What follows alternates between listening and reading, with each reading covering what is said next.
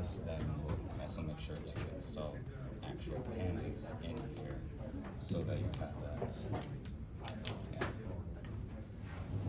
Shouldn't take much longer. By the way, what's your name? James. Nice to meet you. My name is Alex. Alex Schuster. Oh, well, welcome. Hopefully not last.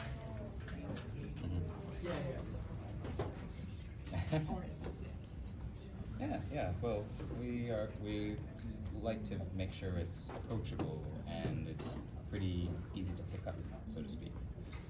So now, Pandas, that should be pretty quicker than the Jupyter notebook install, because it also gets Numpy, which is the dependency of Pandas.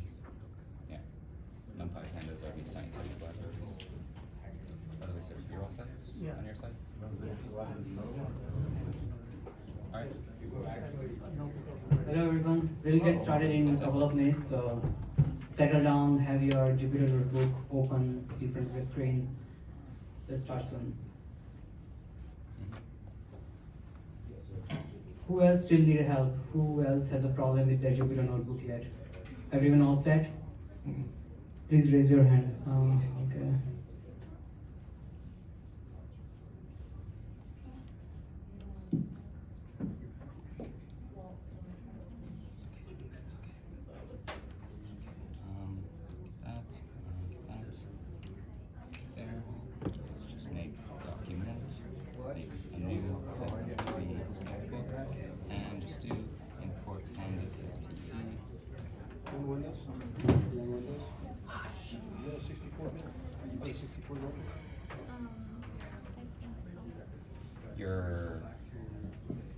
Your operating system language is primarily Mandarin, Chinese language or something.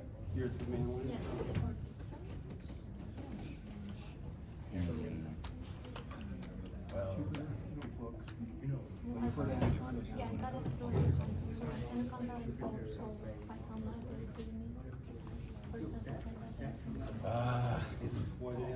Windows. Why we put on Pandas? Not easily, unfortunately. On that screen it says pip 3 install Pandas. You may have to, unfortunately, just deal with this. Just to try and do it in Python only. At least you should have it. So,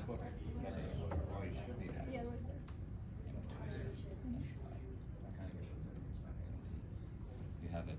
So, like I unfortunately told some other people that you may have to just do it through the interpreter, just through this window, which is still possible. You can do all the same code. No, it's the same code. It's just Jupyter Notebook is organized and like it's on a website like interface. That's why it's convenient. I'm sorry. Maybe at the end of the workshop, if you have time, I can try to help again. Oh, that's fine. But at least I got Pandas. Yeah, thank you so much. Yeah. Yeah, because time for the workshop. So, yes, when you get Okay, everyone. I think we'll get started. Are the cameras rolling, I guess? Okay. All right, fantastic. Guess I'll stand up in front here. Hi, everyone.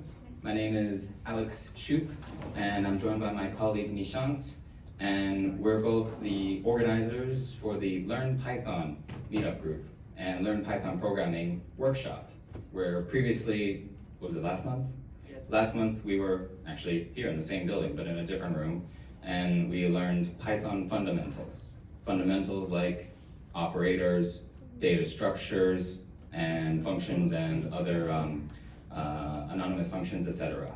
The purpose of today is focused on data, specifically Pandas library, the Pandas module library, and very related, there's a thing called Numpy, stands for numeric Python. These are both known as scientific libraries, and in fact, quite literally, they're some of the most popular Python libraries because of the data science movement, data scientist phenomenon of the past decade or so. And so that's the purpose of today's workshop, and I'll hand it over to Nishant. Hi everyone, welcome back. I see many familiar faces, so thank you for coming back. Let's get right into it. So today we're gonna cover basic Python Pioneer libraries, talk about what are the scientific libraries and what we're gonna use all over. Like the last time, we're gonna run through the basic syntax for NumPy and data frame. We'll see what they are and what we can do with them. And at the very end, we're gonna do one small data analytics example thing. So those are the main agendas for the event. I think I sent an email, those of you who have looked at the overall idea. So that's what we're gonna run. Now let's talk about the some of the libraries that we have with Python for doing all the scientific work and data science and machine learning work. One of the reasons why people choose Python as a programming language for doing all the data science and machine learning and all this kind of stuff because of these libraries. All these rich libraries has the power to process data and give you the functionality so you can do so many things with 1 or 2 lines of code. So that's why they are popular. Now, one of the most popular libraries that we know of is NumPy and Pandas. NumPy, as suggests, basically all about numbers. So if you want to process numbers, multi-dimensional data in form of numbers that you want to process them, create the models, render them, all kind of stuff that you want to do, you can use NumPy for that purposes. And it's a faster, it can handle more data, and it has inbuilt functionality that you can leverage to do a lot of stuff that if you were to do with just basic Python data structure would be too much hard to do. Going next to the Pandas. Pandas they can handle number as well as other data types, and they extend the functionality of NumPy. Pandas are basically on top of NumPy, so NumPy is one of the building blocks for the Pandas library. And when it comes to processing data science, Pandas is something that people use a lot to process data, because data cannot be only numbers. We are not only dealing with numbers, there can be string, there can be images, there can be all kind of stuff that we go through when we are processing data. So that's why Pandas are required and NumPy is not enough. Now going to SciPy. So SciPy has this it's kind of like a package which encompass so many other tools. So SciPy also has NumPy, Pandas. It's kind of like whole bunch of scientific libraries bundled into one thing. There are also so many data science libraries, building models and stuff like that. That is also included in SciPy. So SciPy is like big package with everything included that you need for doing data science or data processing work. And finally, Matplot. So when we have data, we also want to create the charts and graph with that because we want also to visualize the data. So Matplot is one of those libraries that allows you to create the charts and graph with your data, and you can quite easily create all kind of bar charts or distribution charts and all those kind of stuff using Matplotlib. So these are the main statistical libraries that we normally use, or you see people use, data scientists use day by day to processing data and do their thing. Now coming back to machine learning. Data analytics is all about looking at the data and look at the patterns, and machine learning is about take the data, build the model which can look at the future or predict the future with your models. So there are libraries that we can use to build the machine learning models, and scikit-learn, which is very essential, all those traditional modeling that you can do with the scikit-learn package. It has all those libraries. You can build the linear models, tree-based models, and all that kind of stuff.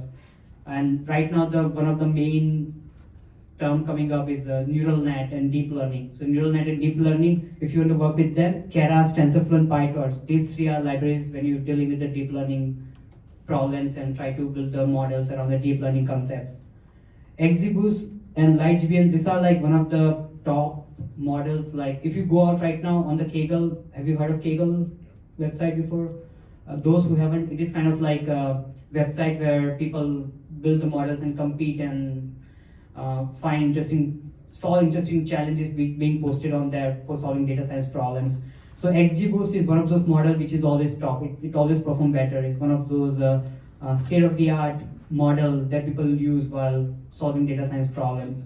And NLTK, it's a text and natural language processing, speech, text, converting them, translating them, doing sentiment analysis. Is the text positive or negative? Those kind of stuff. So all those data processing, text processing, natural language processing capability you can use with analytical libraries. So that has all these functionalities. So these are the main landscape of data science / machine learning with the Python.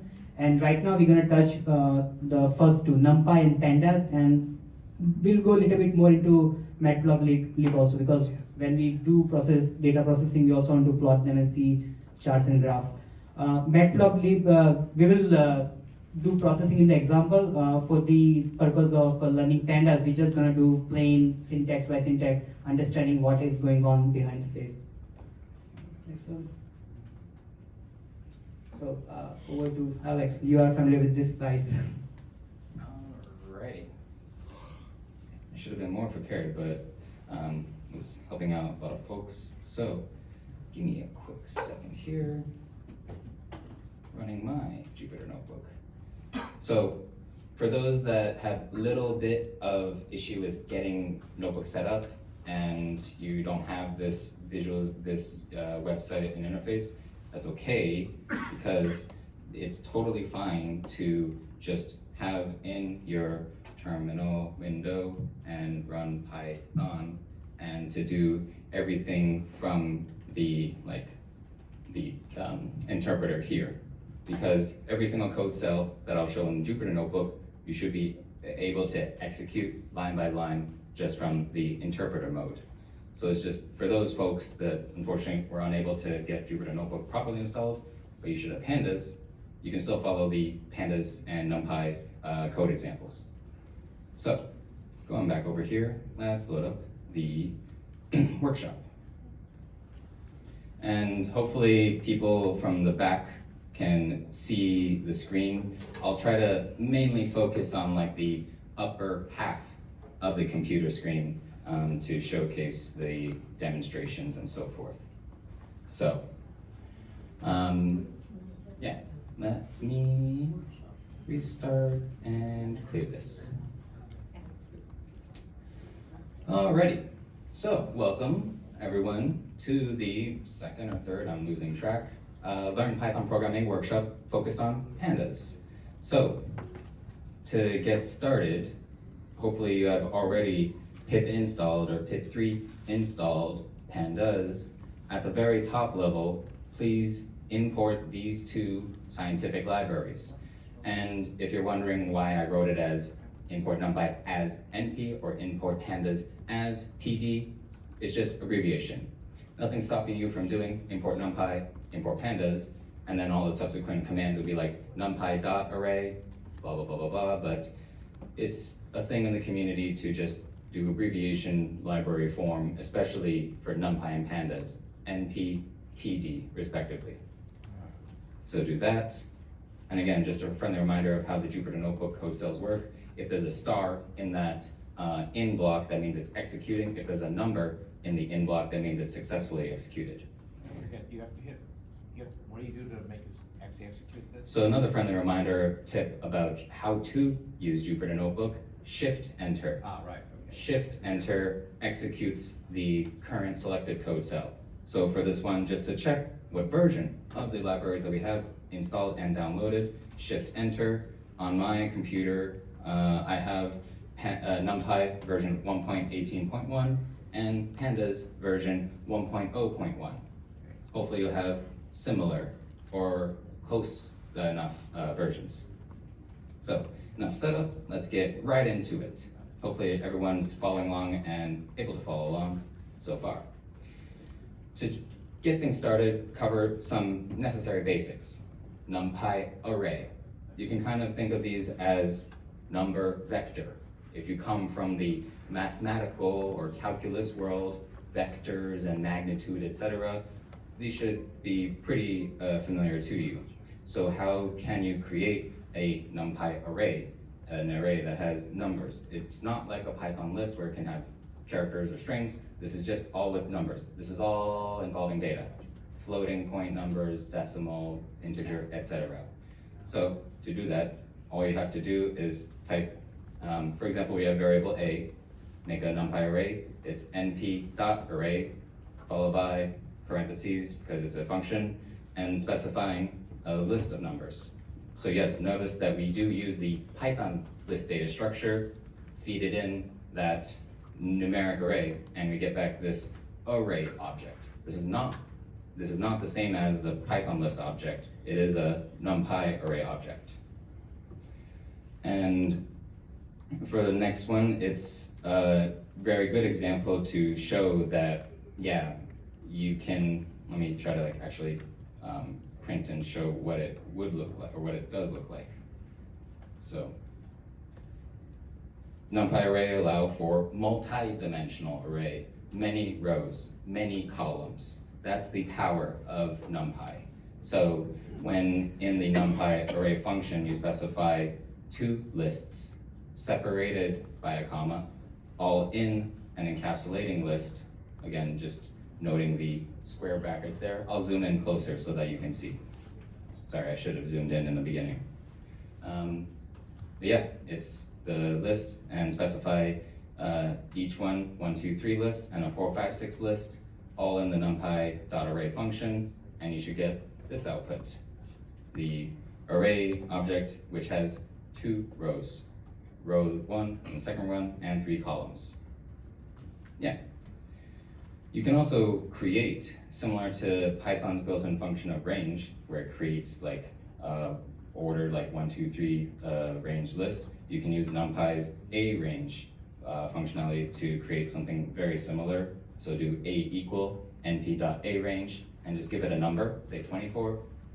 It'll give you a NumPy array from 0, 1, 2, 3, etc. All these are numbers in the array object. One can also create empty object. So by this, it's basically it would like create the shape of that array, where we specified 3 rows and 2 columns, and with the data type int. We can specify the data type int or float, etc. By the way, if this all may be a little bit overwhelming and like quick to follow, that's okay. This stuff can be a little challenging, but with time, and if you just care, I'll also share this exact workshop on GitHub so that you can download this exact code workshop afterwards too. Moving on, there are other functionalities in NumPy called zeros. Can that you back up, man? Sure. Mine didn't come out like that. Uh, Mine came out with all zeros.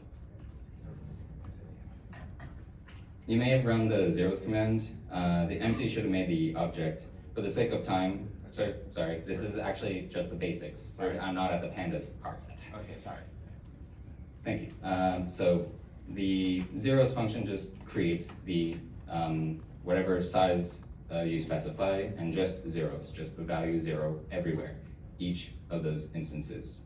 So it's pretty helpful to, if you just want to have a NumPy array of only the number 0. If you want to have a NumPy array of just the number 1, obviously there's the np.ones command.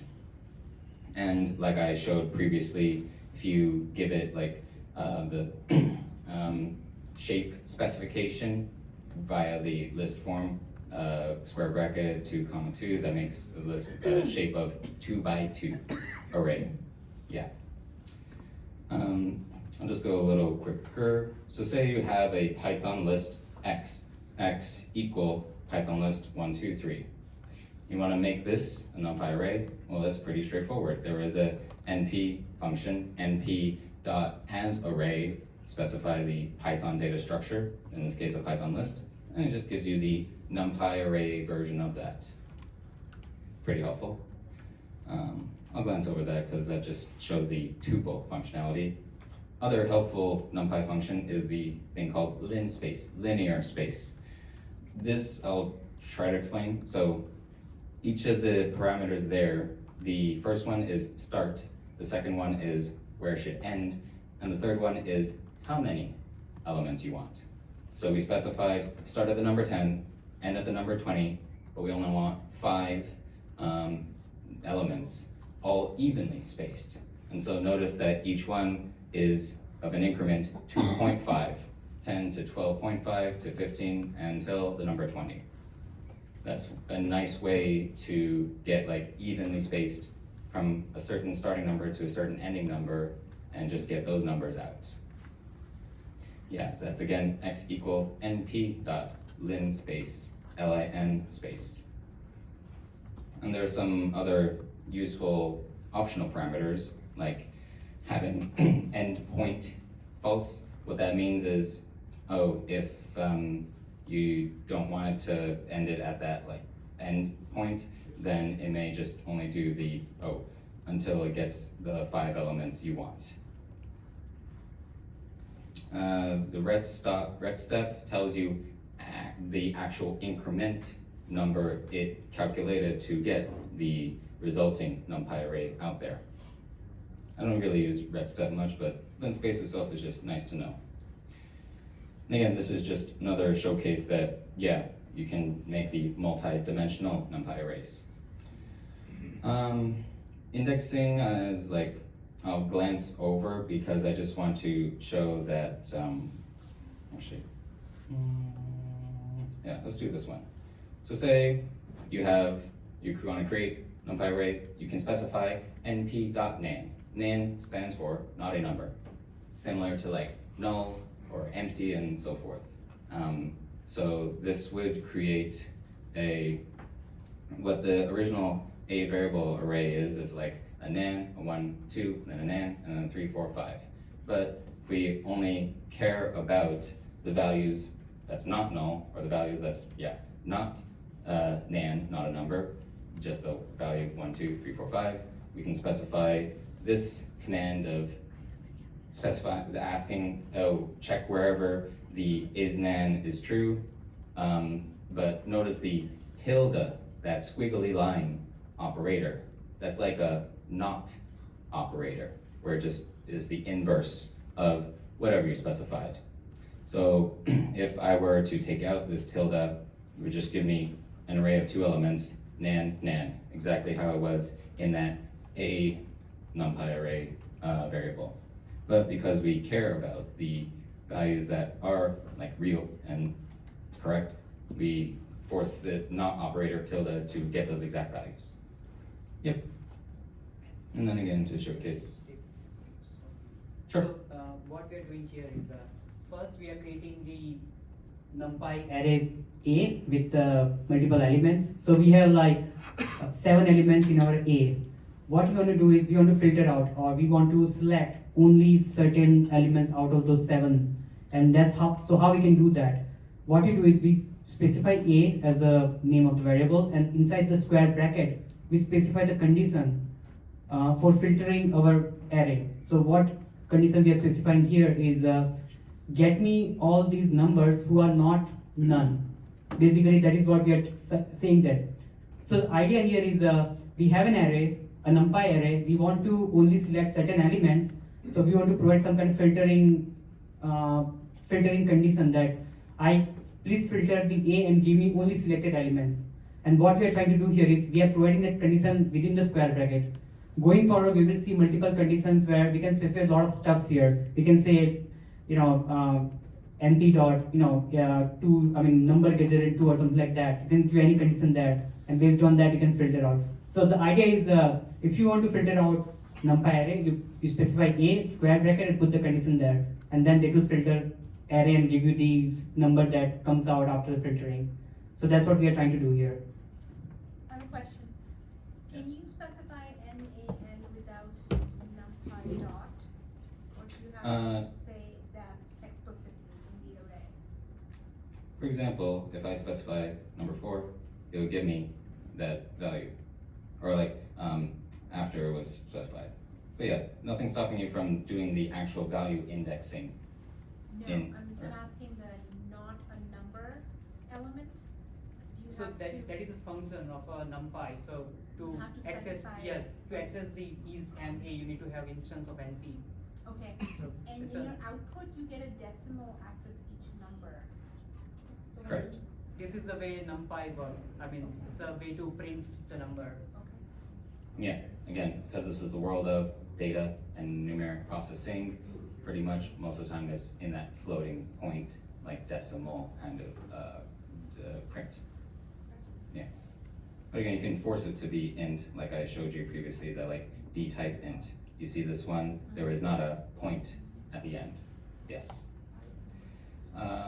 Awesome, so there's just one more little example to show of NumPy, because there's some nice statistical helper functions of NumPy.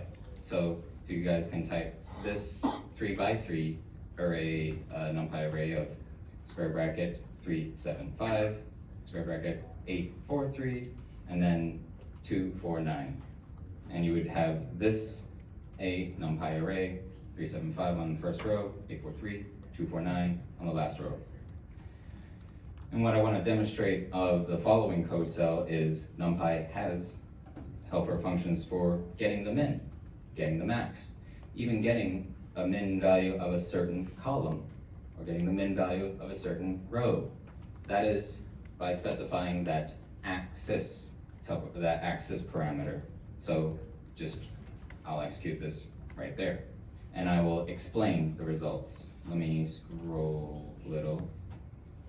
Hopefully people can see in the center of the screen the result of np-amin of A1, where just imagine that's like, oh, the axis one, that is the, or columns, yep. So gets the minimum value from the columns or rows. I think this one is rows, 0 is columns. In any case, you can tell where the 332 came from. 3 is the minimum of the first array, 3 is the minimum of that second array, and 2 is the minimum of that third array. But specifying min of A at 0, that's like, oh, kind of looking at that column kind of view. 2 is the minimum value from that column of 382, that's value 2. And then from 744, just 4, and then 539, minimum is 3. And then if you just want to get the outright maximum value from such an array, you just specify it itself, and you get back number 9. Number 9 is the maximum number in that array object. And then again, you can specify max along a column, or the maximum along a row, by specifying those axis equal commands, axis equal parameters. So that was a super quick, like, basic overview of NumPy, but this is not a NumPy workshop. This is a Pandas workshop, so let's get into it. Python Scientific Library Pandas. So, some of the widely used cases and usages of Pandas is with 1D, one-dimensional data structure known as series. That is an object from the Pandas library. pd.series is how you would create it. Or also, like you kind of saw from the NumPy multi-dimensional arrays, 2D data objects. For example, what I mean by 2D, literally think like Excel tabular spreadsheet. In fact, that's like literally like the 98% usage of Pandas. Pandas import a CSV file. Pandas import some Excel spreadsheet file. And then you're off to the races. Whatever you want to do. Data manipulation, data cleansing, machine learning, etc. So let's get into it. One of the reasons I had to explain NumPy first is like it's kind of the foundation. It's one of the foundation building blocks with Pandas and series and so forth. So creating a data NumPy array where you have characters A, B, C, D. Apologies, I mentioned earlier that like, oh, it's only for numbers and so forth. That's actually not the case. You can have, yeah, text. Text is a data. Text can be data from like spreadsheet and so forth. And so just simply saying pd.series of the data NumPy array creates the following. It creates this Pandas series object where it does not really understand the text or characters of ABCD, so it calls it D-type object. That's like generality for like mostly text and character kind of data. But that's pretty much it. So series is, you can kind of think of like it's a single column, like a single column in a data frame, which I will cover later. But right now, just think of it like we're dealing with one column of data. All right. So notice that, yeah, the index values, kind of think of like row number is 0, 1, 2, 3 over here. But say you want to specify specific index numbers themselves, you can do so, again, with that same data numpy array, ABCD, and if you do PD series of that data, but you specify index equal certain numbers, you can force it to display and have specific index numbering. So for this case, I did 100, 101 to 103, those are the index values. Again, that's not data, it's just the index ID. Think of it like a row number, or row ID, index ID, yeah. Naturally, and of course if we're from the previous workshop, Python has the super useful, super powerful dictionary data type, data structure. And so just specifying a dictionary data where its key A has the value 0, the key B has the value 1, notice the decimal numbers as well, and the key C has the value 2. If you make a Pandas series of this, naturally, it makes it, but notice that the keys are the row, they are the index values now. So the key A has that value 0, all right, that's the row ID A will have that value 0, etc. Pretty straightforward. And again, just to demonstrate, for example, if I wanna make a whole series of just many rows of the same value, you can just feed it that single value, but give it an index of many rows, aka I just fed it like the Python range operator, which again makes a list of 0, 1, 2, 3 for this for case, 4 elements. And so I did that. And so I have a column of just the value 5 for those 4 rows. One of the most powerful thing that you might observe is the indexing with the rows. So all the rows you can provide the indexing. Now you can do the custom indexing, you can make an index, number, string or whatever. So this is the real power here. So for your particular use case, you can specify index, you can switch index and use the index to actually access the data. We use index to access the data because it's faster, and there are multiple ways where you can filter the data, or we can just pick up, give me the data from this index to that index because they are in sequence. So a lot of things that you can do with the indexes, and the capability of providing the index or having an index with the data structure is it where the power of Pandas and NumPy comes in. Like if you have a list, a normal Python list, you don't have indexing. Like you have 0, 1, 2, 3, but you cannot really do anything with that. You just have constant placeholder access using 0, 1, 2, 3. Here you can really play with the indexes and work on top of indexes. So there's something interesting. Correct, and a good segue to series data access. So for example, we make this very manual Pandas series column 1, 2, 3, 4, 5, but with index A, B, C, D, E, as seen here. I'll give you some guys time to write that out. Again, just values 1, 2, 3, 4, 5, but specifying that index, character A, character B, until character E. And so, yeah, just like my colleague Nishan pointed out, you can do similar to how we learned in the previous workshop, indexing and slicing. I think that's the word, slicing, splicing, whichever one, but I believe it's slicing. And so for this S object, this S series object, if we want to see what the value is at that 0th index, what should it tell us? The number 1. I'll try to show you the results of some of the other values. So for example, specifying the S object, that S Pandas series object, we would get :3, we would get all the values from the third element of before. So that third element is that C index with value 3, specifying print S:3 would only print the 3 elements that all the elements like before that index value. So again, just wanted to demonstrate that, yeah, pandas and series and all this is just it built and made so that the functionality and syntax that you learned from basic fundamental Python is transferable directly here with pandas, with series, with these data objects.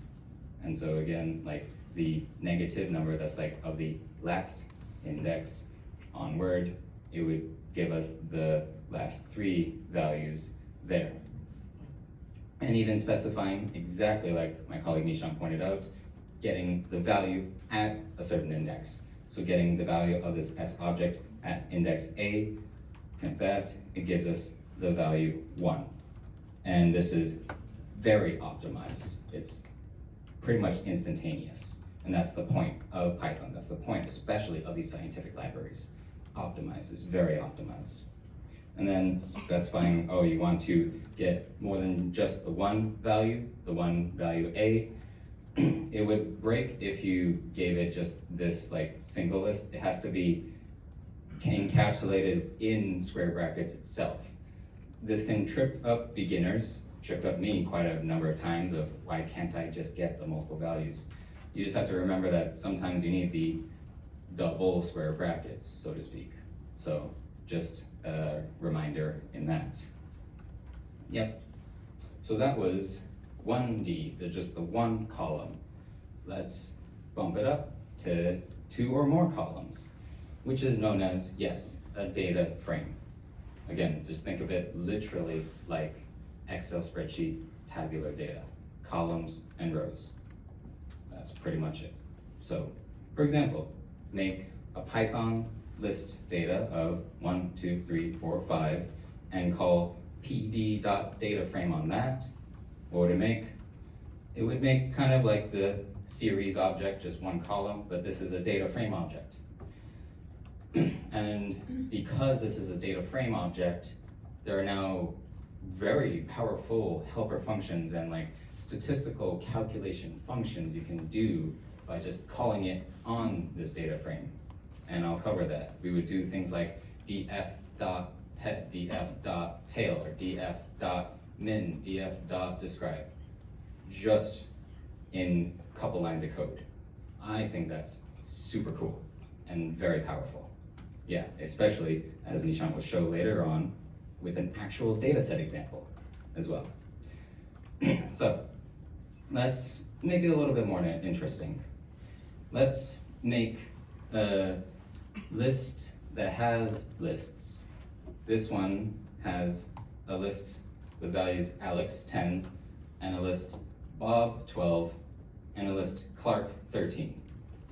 Create that data list, and then call pd.dataframe on that, but please don't forget to also specify the columns parameter, columns equal. You can imagine intuitively, you're literally just specifying the column titles, column names for the data you gave it. So if we run this, there it is. A data frame with columns name, age. In the name column is the values Alex, Bob, Clark, and in the age column is the age 10, 12, 13. There it is, yeah. And it should be pretty like familiar if, yeah, you come from the Excel world and related. So, that's nice. And like previously shown for Numpy Array or series object, you can specify the D type. So if I were to execute that other code cell, I'll let people just write this one, just to give them time to write the data. Yeah, you can write the D type float, and if I were to execute that, it would be like 10.0 or 12.0 and 13.0, just decimal floating point value. I'll go to another interesting one. Again, I feel like this is very easy to wrap my head around. So, dictionaries again, Python dictionaries. Let's make a Python dictionary where key name has list of values, Tom, Jack, Steve, Ricky, and the key age has the list of values 28, 34, 29, 42. just simply calling pd.dataframe on this Python dictionary will make it all for you. Again, I feel like it really comes intuitive, and that's super cool. Again, maybe like a fanboy over this stuff because I'm in the data world, but I find it very impressive. And keeps things organized as well, I feel like. Just intuitively thinking, dictionary key, all right, that represents my column title. And then whatever values are in there is literally all those row values of that given column. Yeah. Out of all the code cells tonight, I hope that you'll really remember or really write this one down, because I feel like just this make dictionary, make data frame of the dictionary is one of the most powerful usages of Pandas data frame. Yeah. Okay, just moving on. I'll probably skip over some just so that there's enough time for our data set example from Nishant as well. So similar to the series object, you can specify index. So specifying the index rank 1, rank 2, yep, that is also possible just right there. And notice that I just reuse that same data and just make the new data frame. Yeah, that's totally fine. Similarly, yeah, if you were to make, so here's an interesting one.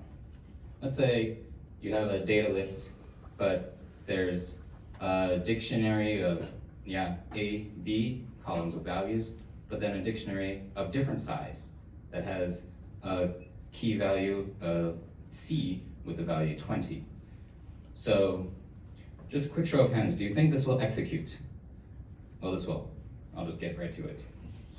This will execute fine, and it is totally acceptable. It's just the resulting data frame, like I showed you, of the np.nan, not a number, similar to null. That's the value it has saved for the spot of C, this is the first row, which was like the A, B, 1, 2 value guy. Well, it's the same thing as a null, or is it not a number? Yeah, It is pretty a null? much It is a very, null? very identical to, because it's like, you specify, oh, is nan, is null, then it would filter it out. And so, yeah, that's kind of a way to think about it. Yeah. Okay, this moving forward, what does this guy do?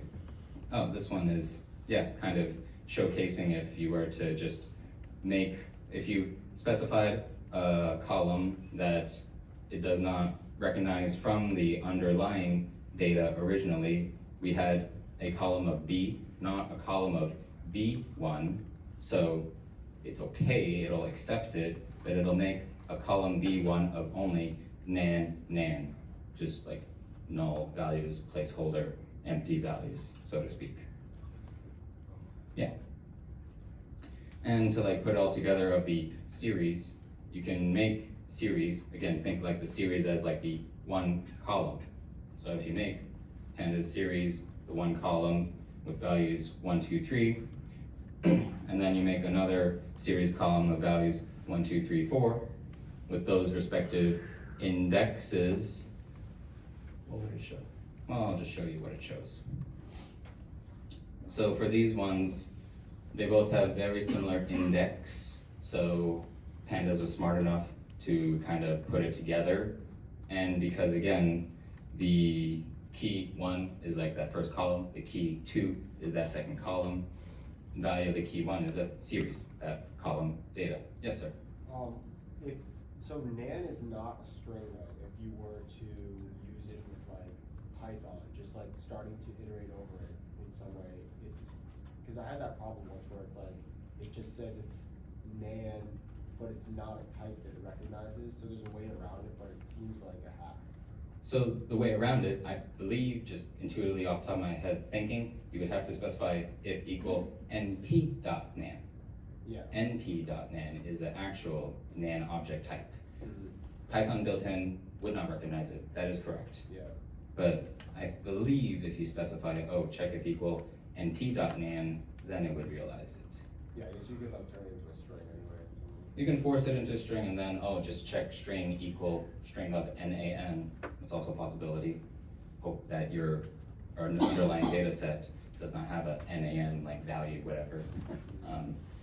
Like you can come to realize Python, there's all kinds of workarounds. There's all kinds of alternatives you can do to do any of these things. Yeah, just hack your way around. So couple of things that I want to specify here. So first thing, Python has its own data types, like its own integer, its own float, and strings and none. When you come to Numpy and Pandas world, they have their own wrapper around that. So Panda and Numpy has its own version of integer, its own version of a float, number, and none basically. So when you want to when you load your data from regular Python data structure to either Numpy or Pandas, you actually wrap your data around these new data types which are specific to the Numpy and Pandas, and that's why. So all the definition, what is the int 32 of Numpy and Pandas, that is defined to NP. So when you say none, NONE, that is for Panda, that is for Python. But when you are coming to the world of Pandas and Numpy, they have their own version of none called NaN that you see, and the definition of what NaN is inside is it inside the NP Numpy. So that's why to access the data, that class or that data type, you say np.nan because it is Numpy's own data structure data type. All this conversion has been done, like why there are different sets of data types within the Pandas and Numpy world, because of the optimization and the precision. We are dealing with multi-dimensional data, and if you are into scientific world, protein molecules data sets, or which runs into high number of degrees, high number of dimensions, and high number of precisions. And Python simply cannot handle that. So all these libraries are optimized with specific data sets and data types to handle this kind of data, which has to have more precision and have to be optimized. Because you are not only dealing with 10, 15 rows and columns. When you are actually using all these libraries, you are dealing with big data, real big data, like 1 TB of data. You are loading 1 TB of data and then doing the sorting and searching. And Python cannot just take it. It is not optimized to do all those kind of iterations and numbers. That's why we have all these libraries. That's why we have indexes, that all the mechanism behind the Numpy and Panda libraries. Why we do indexing? Indexing helps us to go through the data faster, search to faster, and do the operation faster. And one more thing along within the data frame. So if you see here, there is a column, there is a row. So when you load the data in tabular form, if you don't specify indexes or don't specify the columns, you get 0, 1, which is like default column names and default indexes. So you can specify the column name indexes, and if you don't specify, by default it will be 0, 1, or so on, like number. So that's why the very first cell you saw had like 0 and 0, 1, 2, 3, 4 in the row and column area. So that basically specifies that this is the column name 0. This is the row with the index 0, 1, 2, 3. Second thing, these are not unique. These are like placeholders. So you can have same name for your indexes, and it will behave like. So this is not a unique. Indexes is not unique. It is some kind of placeholder to like reach to that particular column, that I wanna give some kind of tag to all these rows, and then you can use those tags to filter out. So these are separate than providing the range, like the actual like 0, 1, 2, 3, 4. So all this ABCD also has 0, 1, 2, 3, 4, and you can use them also. But ABCD will help you to index or find the element faster. You just say that, hey, get me the row which has index C or D, and then you can just get that. And this is faster because some internal mechanism use those indices to make the search faster. And which is basically tagging the particular rows and telling them give me these rows, versus going for thinking about at what particular indexes that row could be.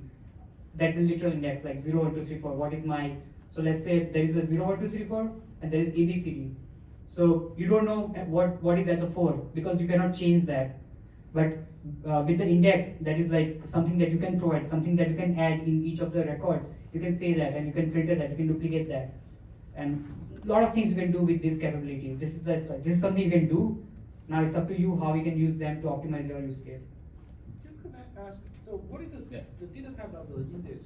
When I use 1, 2, 3, does it treat it as a string or consider it as an integer? It can be anything, string or integer. Like ABCD could be string, it could be number, it could be anything. You're just indexing are basically placeholders or tagging the rows, records. So even if I use the 1, 2, 3 as integer, I can use the operator to sum the index. Is that true? I don't think that's possible. It's meant mainly to fetch the data for that particular index. Yeah. That's why it doesn't make sense to like sum it up, sum the indexes. You can sum up the values across column or across row index, but yeah. Yes, sir? You refer to the data frame as Excel, but Excel is a long form and they talk about wide form, wide and long. Can you elaborate on that? It's pretty much the truth, though. Like, Excel can be, maybe has certain hardware limit, but it can be many columns, very wide, and then many rows, very tall, deep, and you can do very similar behavior in Pandas. I just kind of like did that to like sort of wrap my head around, the tabular kind of table form sort of visualization, intuition. Yeah, it's more like SQL, like you're getting data from the table, you have your index. Actually, also true, yes. Yeah, okay. Very similar. Thank you. No problem. Yes, sir? So is this a matrix? More or less, yeah. Okay. Yeah. If you come from like linear algebra, Okay. then yes, sorry, I should have prefaced. It's not math or calculus. This is literally linear algebra. Okay. This is like all linear algebra related. Okay. Yes. So things like transpose, Okay. things like, mathematical functions with matrix algebra, linear algebra is very directly applicable to Numpy Pandas. Okay. You're welcome.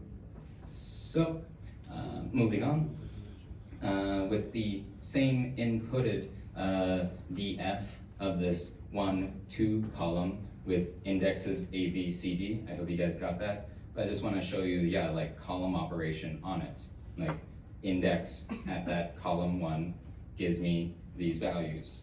That one column, which is the 1, 2, 3 nan.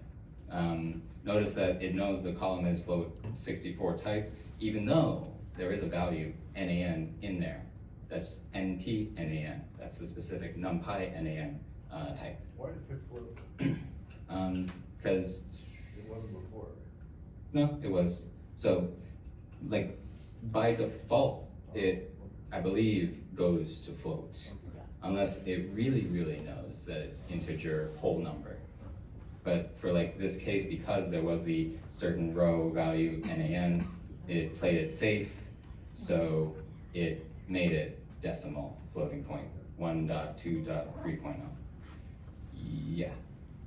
And with that same data frame, we make a new column, aka make a new PD series object with that same indexes A, B, C, but these values. Similar to our previous workshop, we showed there's a del, delete action for dictionary keys. You can do that on this data frame column. And so if you make the new column but delete the one column, what would the data frame now look like? We'd have 2 columns, but it just has the 2 column guy and the 3 column guy that we just added in there. Is that a permanent delete, or is that just a? This one is a permanent delete. Yeah, because it changes that data frame object. Yes. Similarly, with column operations, you can do row level operations. The syntax may be a little confusing at first, but I'll do my best to explain. Again, we're still working with that same df object of the previous code cells. So specifying df.loc_b,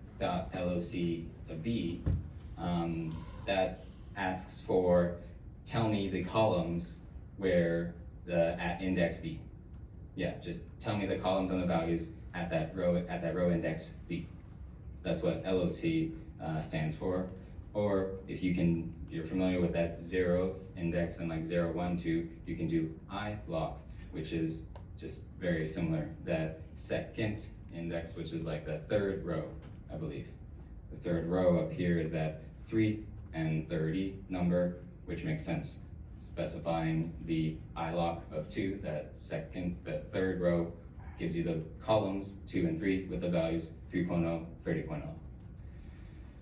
It may take some time to wrap your head around this, but try with some examples. Create some dummy data frames, and just trial and error. Just try it out for yourself. It'll come intuitively, I promise you. You can do slicing as well. So just like I showed you before, you can filter to specific ranges, so to speak. This one is very helpful, the append command. And if you remember our previous workshop, this append command is actually available for the Python list data structure. So yeah, very, very same syntax. So say you create a data frame 1 with the values 1, 2, 3, 4, columns A, B, and then you make a second data frame, df2, with values 5, 6, 7, 8, same titled columns A, B. Again, thanks to Pandas being so smart, if you append these 2 data frames, and again, the output of an append is a data frame return, so I'm making sure to create and set it to df equal df append. What will we get? We will get 2 columns, but now 4 rows of values. The 1, 2, 3, 4 from the first data frame, and then those values 5, 6, 7, 8 from that second data frame. Notice the index values here, correct? That is because of the first data frame, we let it do default index values, 0, 1. The second data frame, we also let it do default index values, 0, 1. Pandas is not smart enough to force it to do in that ordered form, but you can make it by specifying df.append index equal false or something, I think. I was going to add some more ideas around. So you saw these 2 commands, loc and iloc, or lock or ilock. So those lock and ilock commands are, so basically you have 2 indexes, one that you specify, one which is internal. Internal by default 0, 1, 2, 3, 4, one that you specify A, B, C, D, or rank 1, rank 2, rank 3, whatever. So when you are trying to filter data using those index that you specified, you use something called lock. And when you want to filter data using this internal 0, 1, 2, 3, 4 default index, you use ilock. So if you can see, can you just slide down first? So when you say, the first 39 cell, when you specify lock, you are specifying the index that you set. And then when you say ilock, you specify the index that was like, this index was internal, like 0, 1, 2, 3, 4. So this is like difference between lock and ilock, and this is also demonstrate that these 2 index concepts where one is a you specify and one that is internal. Correct. And yeah, just to demonstrate that, yeah, if specifying in the append function, ignore index true, then the output resulting combined data frame would have that correct ordering of 0, 1, 2, 3. Or whatever else specified indexes that you may have done when you originally create data frame 1, data frame 2. Lovely. You can also do the drop command, which it relies on index, the row index. So for this case, we just had it as default row index 0, default row index 0. We told it to drop the rows wherever it found row index default 0, which it dropped, and then here's the end result. Only row index 1, but those specific column values. I have Yeah. a question. Yes, If you could scroll up, please. sure. Where there is 0 as the index, Yes. if you query on that index, will you get both the rows retrieved? Very good question. I've actually not done that. Let me try. df of 0. Guess it doesn't like that. Let me try. Not there anymore. Oh, yeah, if I were to do dot I look at 0. Oh, print, sorry. One-handed. Nope, oops. Hmm? Oh, right. At the I locked 0.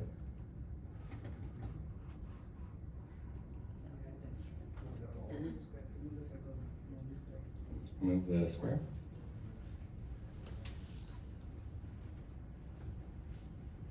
Oh, right. It would get, the values 1 and 2.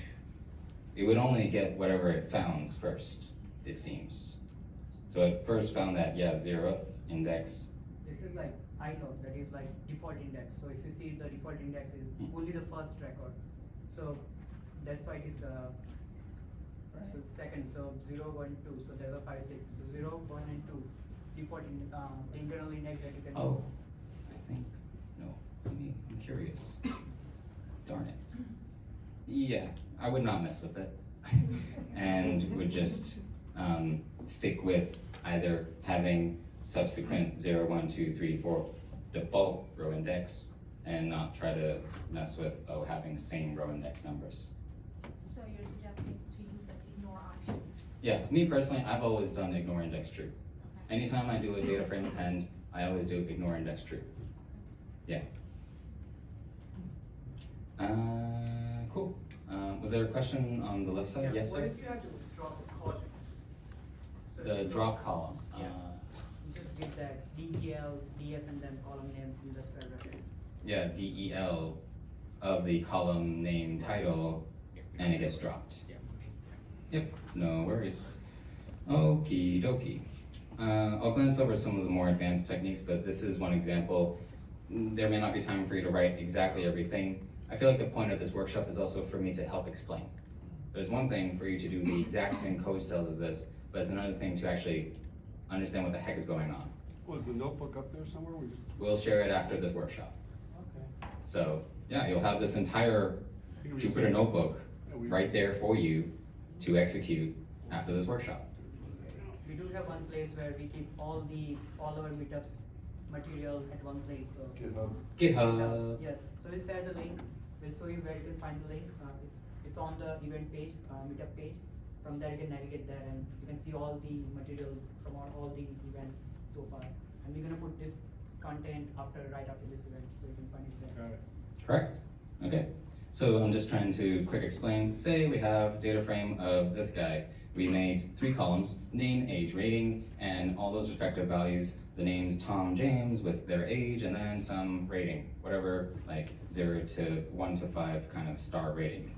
Now, with this df data frame object, just like I mentioned before, there are many cool helper functions that you can just call on this df object. For example, like in linear algebra land, if you're familiar with transpose, it's kind of like flip on the diagonal, so to speak, where the column names now became the row indexes, and then those row indexes became those column titles. Yeah. This may not be a good example of why you would want to use it, or maybe it is, but transpose is very helpful at times. You can also call the Axyz function, which this kind of just tells you, all those available, like axes of like the index of name, age, so forth. You can understand the data types of those specified columns. The name is just strings, so it only usually says object. But anytime it for sure knows it's an integer, like the age, 24, 25, it called it int64, or the rating, because it was decimal, it called it float64 data type.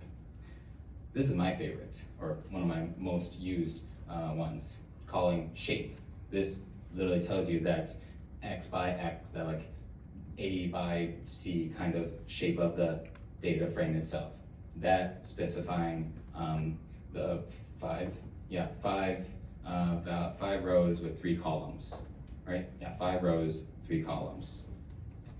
Size is just tells you how many like cells are there 3 times 5, 15. Clearly, that makes sense. Yes, sir? You transpose that, does it reverse it? No, I call this thing, yes, but calling df again, it's of the original guy. Right. Yeah. Does that answer your question, or? So it's still gonna be, what is it, 5 by 3 or is it gonna be 3 by 5? The df itself was always the original data frame. Okay, the shape is a little bit original like that. Yep. For most of the part, all the data frames are immutable. So, because in the world of data analytics, you always want to keep your data intact. So, most of the data structure you deal with, by default, gonna be immutable. You create a new object, you create new instance, new copy, you never change the original one. You're Pretty running out much. of memory? There can be out of memory situations. We've been there and done that. Yeah. Yeah. Production. Values just is kind of like similar to dict items, dict values, where just understand like, oh, all those specified values. You don't care about the row index, you don't care about the column name, you just want the values from those like cells, so to speak. I like the other following commands, head and tail. If I don't specify the number 2, it would give me default 5 rows. It's basically like, oh, just show me the like beginning top level rows of such data frame. I usually deal with like many thousands rows of data frames, and so I frequently find myself calling df.head to just, sanity check. Just take a look how the data frame looks like. You can also do that for the like bottom part, df.tail, so to see the last few rows of your data frame. And nicely, naturally, there are statistical functions, nice summary statistics functions, in fact. Sum, get summation. The sum of the name column doesn't make sense, or does, because that's actually string concatenation. If you remember from previous workshop, It's a way to cheat. still, it's the truth, it added it together, so there you go. And it added the age together, Because your memory run out. which is correct age sum, and then it added all those rating decimals together to get that final sum. If you give a value in the sum df.sum function, that means like wherever you want to sum up, or actually, no, yeah, I believe it's like along an axis, so if you specify 0, it would do it for that like column level. If you specify 1, it does it on that, row level. And I think for this one, yeah, it only picked up the rate, I think it like added the age with the rating, so like 25 plus 4.23, yeah, 29.23. So it did not do Tom 29.23 because that's not allowed. You can add integers with floats, but you can't add strings with So if you put a 2 numbers. in there, you're just gonna get the last column. Yeah, that's what I was thinking. I got an arrow I put up. Yeah, it is. So don't do that. Oh, okay. 'Cause All right. not And very then, short. of course, other cool, nice, helpful math functions, mean, standard deviation. I like this guy. I like describe. Describe, especially if you have columns in your data frame with many numbers, lots of integer, floating point, decimals, etc. Describe, just calling it on the data frame itself, will tell you the unique count. It'll tell you the mean, standard deviation, and min, max, and 25%, 50%, 75%, what's the word? Percentiles, yes, of your data. And that's pretty mind-boggling. If you come from the R world, statisticians, there's like similar summary statistics in there. I think in the R world there's a nice one called pairs. Pairs function, I remember that's like cool visualization, show the like pair plot. You can even tell it to like, specify certain objects. Due to the sake of time, I'm going to just also show some other cool functionalities like iterating over a data frame, similar to our very classic Python loop, just loop over. Say we create this data frame, and it's a lot of like helper functions in there, but it's like random number generation, random choice, so on and so forth. But yeah, it is possible to call iter items. You iterate over those items, and so for like that data frame up there, we first look at the column A and we go through all the values of A, then because there is a column A, there's a column X, there's a column Y. Then it would go iterate over column X and every single value in there. Then column, etc., etc. That's like a nice way to iterate over your data frame items across the whole data frame. This is something useful when you have data frame and you want to bring back data from your Numpy, Pandas world to the Python world. So all these methods is useful to like bring back data into the Python world, because maybe you're doing some kind of software engineering and you know you did your processing in Pandas and Numpy. Now you want data back into Python, so you can use the Python functionality to go forward, store data, use database and all this kind of other stuff. So this is one to like specify, once you are done with that, you have this end result in your data frame, then you can take data back into your Python world and then do the Python stuff. Correct. Exactly. Yeah, it's just easy access to the actual values themselves. Naturally, there's sorting functionality for data frames. So say we create this data frame of call 1, 2, just random numbers like 0.3, a negative 0.31, etc. We can do all kinds of sort by column, sort by index, and sort by values. So if we just call sort index on this, it sorts, because for this one we gave it like, unordered indexing. If we just call sort index on it, it'll just sort that like default index. So this was like 146 whatever, but calling sort index on it will just make it nice and cleanly sorted just on the default index level. Calling it ascending false will do like reverse 987, etc. And then, like I said, sorting by values by a certain column. I specified sort values by call 1. You can see goes from -97, -85, all the way to 1.31 to 1.36. So that's pretty helpful if you want to sort by certain column values. We kind of basically covered this.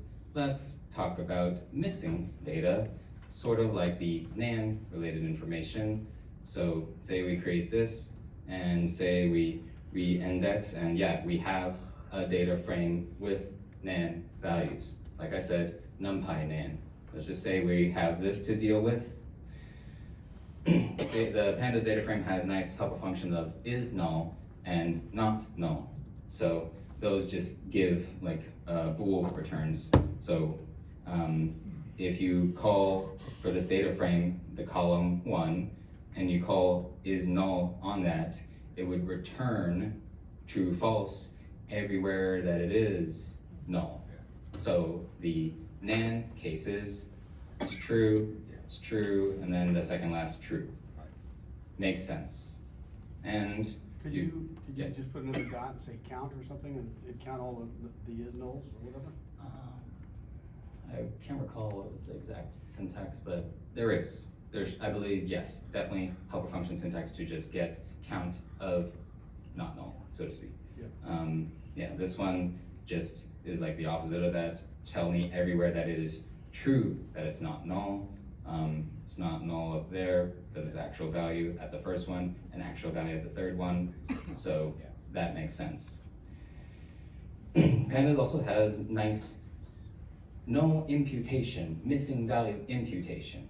So for that data frame of NaN on the second and fourth rows, if we fill NA 0, the second and fourth rows get filled with whatever you specified in the .fill NA. Correct. And just like seeing there, because this one, a lot of those values are decimal floating point. That's why for this case, it does 0.0 and even does it like 0.0 to like some 7 significant digits, it seems, just because of all those other values.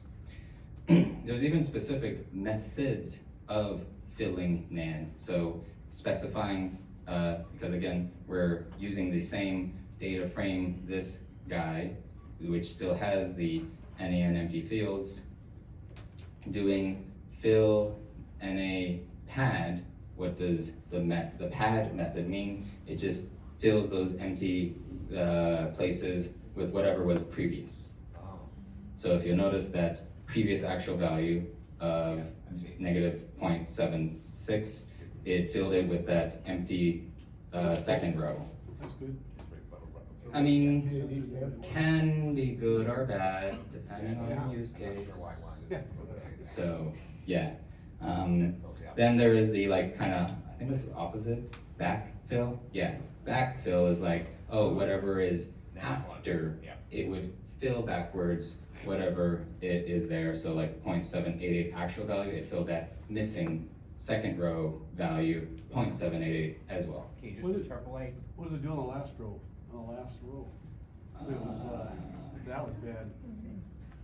I wouldn't get into it. So. Can you interpolate? And then, as always, you can do the just drop those missing, which, to be honest, that is the practice in the data science world.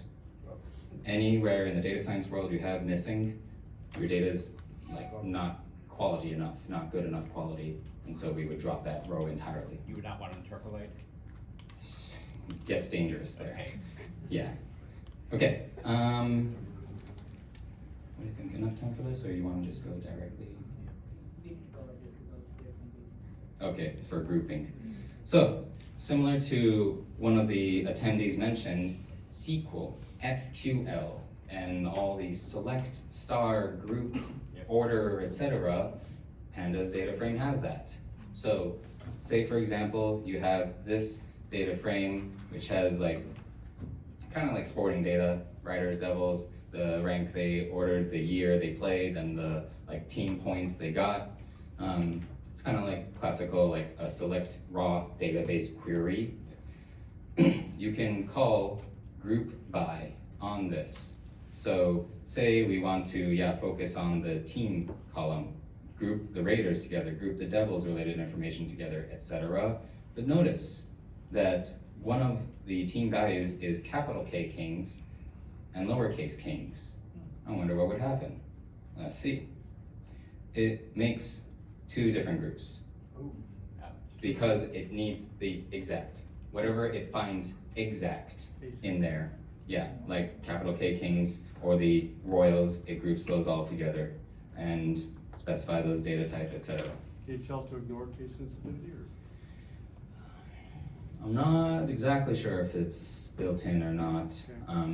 Me personally, I would do like a first little data processing of either force every, string character All lowercase. caps, all lowercase, but Yeah, personally I would go lowercase, but like force everywhere lowercase and then group by to ensure it is consistent. Just showing like, those groups, devil, even, specifying like group 2 parameters. So you can group it by the team and then by the year. So then you would have the exact information of the Devils team for the year 2014, the exact information of that Devils team 2015, etc. And you can do, a loop iteration over those group by values. So say we group by just the year. We want to focus on the year 2014. We want to focus on the data in 2015. So you first group it, and then you can iterate over those key and values of the name group, that names of those columns, and so on and so forth. Just showing and demonstrating that you can still loop and iterate over group by objects. Yes. And finally, to wrap it up, who knows set theory? Hope you know, because Pandas also has that with merge and merge inner, merge outer, and so on and so forth. So let's say, for example, we have a data frame, we'll call it left, which those values of name and subject and the subject IDs, and then another data frame called right with other names and subject IDs. Let's just take a look how they look like. We left the default indexes, but they both have name column and they both have subject ID column and other ID related stuff. Why would the ID column be in there? Well, it's like, say it's a business database, say it's a medical database. There are like row ID actually recorded in there, so that makes sense. Let's say you want to merge these two data frames together on that ID value. You can do so. because they both have same ID values, then you would just kind of like put the columns together. Yeah, that's like just default merge. You can specify though like how it does the merge, like in set theory or something like left and inner and outer join. You can do that. Like I said above, left is sort of like default. Inner is kind of like, oh, everywhere matching. I'm kind of like going quick due to the sake of time, etc., because I want to give Nishant enough time as well. Because Nishant is now going to show you guys an actual data set example. Take it away. Yes, sir. Is there a difference between PD merge and PD join? PD which? Merge, the one that Oh, you just right. showed us, versus PD dot join. PD join. Right. So in the Venn diagram world, you know, the join is like that, and then that merge actually is interesting because it takes new records that don't have IDs and it puts them in there too, I think. I think it's an update and an insert. Okay, yeah, that's perhaps true. At I least that's apologize, what- I'm like, not, That's what I remember. Yeah, little, like, not fluent on the specifics, but similar. If I were me, I would probably do dot join. Yeah. So in a SQL world, we have join, right? Yeah. So the Yeah. whole algebra, SQL, mathematical equations where we use join, inner join, outer join. The same thing here. We call it merge here, and I don't remember using join as a keyword or function name to do the similar operations. We call it join in SQL world. To do the same thing, we use merge here, left, right, and then you have one table, second table, you select the column which has similar thing. Here it's the ID, and then you try to match. And like inner join is like when you wanna like, so you have IDs 1, 2, 3, and there is ID 4 which is not here, so you cannot really match. So what you wanna do with that case? So one case where you wanna just add the nulls for non-matching and keep the, so you have this one half data and you don't have the second part here matching ID here, so you just put all the nulls. Second case where on the left side you have the same case, and third case like whenever you see the null, when there is no matching there, you just drop them. So there are 3 cases. If you don't see the data on the right table, you add the extra nulls to just complete the table. If you don't find data on left side, you add the nulls for whatever not missing. And third case is inner join, where if there is something missing, just drop it. Like just keep whatever, you have 4 records matching, just keep 4 records, remove the 5th record, extra record from the other table, and not do. So these are like 3 cases here in the how you can do the inner, outer, and if you don't specify, it's just like inner. Yep. All right. In the time we got left, I'll Yeah. pass it off to Nisha. So all those boring work so far are gonna pay off now because this is gonna be really fun. So first thing I want you guys to do is go to the Kaggle and download this data set. Just search Kaggle, New York, Airbnb dataset. It should right open up there on the Google. And download the dataset and put it into your wherever you started your Numpy, your Jupyter notebook, right down there.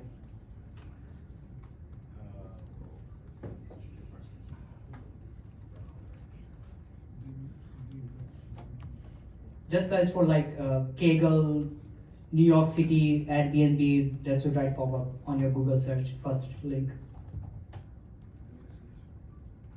Oh, I need slash data at top. Data. So let me just show you how it will look like. If you go in there, you should come to this place, Yeah. and then it says download. So you go here, and it will download the file. So this is the data set that we need.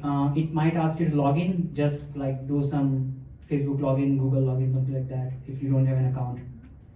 We need this data set to work on, so first thing, download the data set and put it into where your Jupyter notebook Go is. back to the address. Is it the CSV file? Yes, it's a CSV file. So it's a zip file, but when you extract, you will find the CSV inside.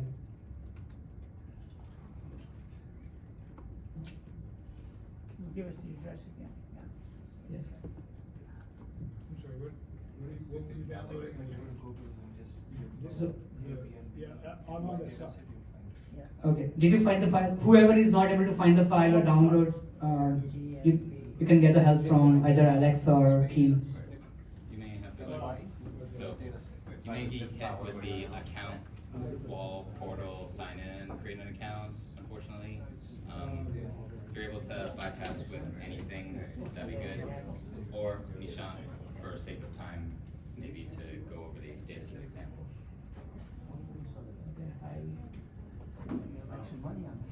So unzip it, download it. It's unfortunate because Kaggle requires it. CPG. Yes, I'm thinking if you can do something like.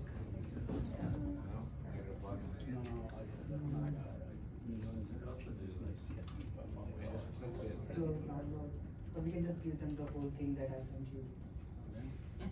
The link, What about, or, the zip file, media file link that I sent you for downloading this in your laptop. yeah, there's like, You need to, we can create a quick link. Okay, just give me a sec. okay, sure. You're talking about Bitly or something? Yes. Okay, I'll make a Bitly. Let us find a quick link for you so you can just download the whole thing with the Just like the notebook version cable, Just give us a sec. with all the data in there.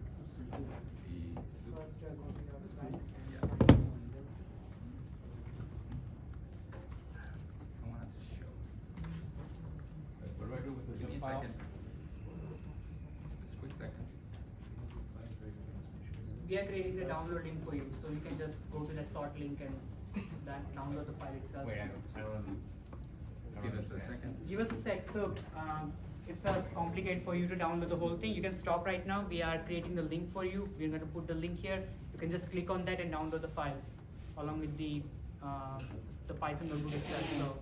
So it will be easy for you to I do. don't need the zip file. Sorry? I don't need the zip file. No, you don't need that. Just delete it. Okay. Yeah. So This website should if you go to have this website, the dataset link. yes.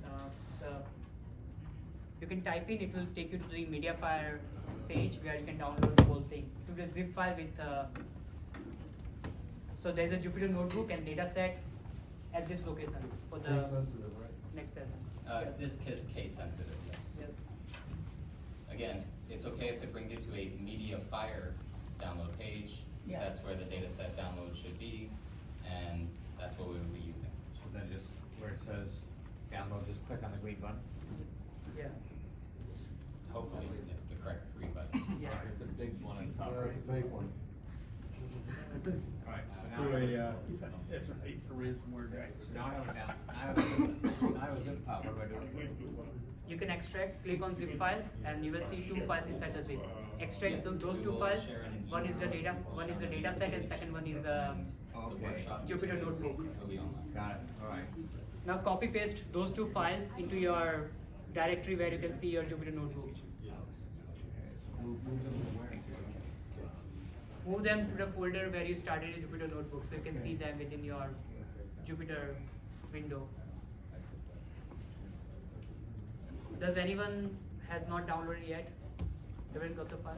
Did you say which two files? Okay.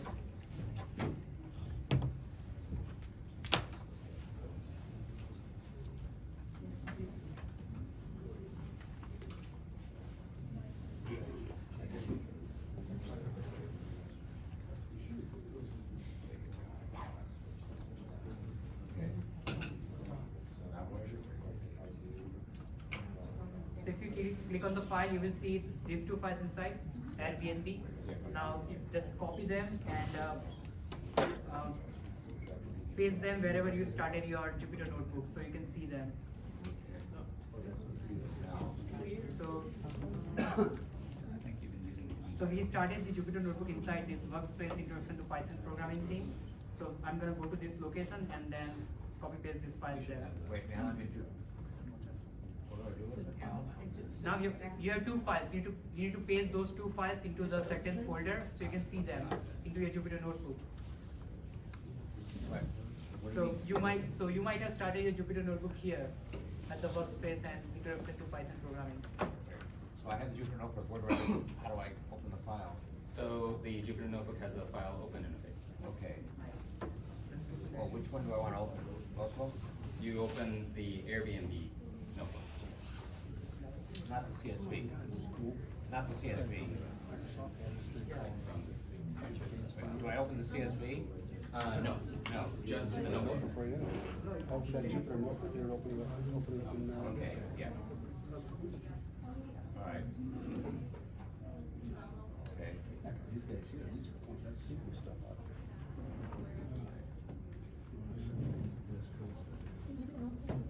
Let me know once you are able to see this window, see the path. Whoever is not, we can help you. Oh, you.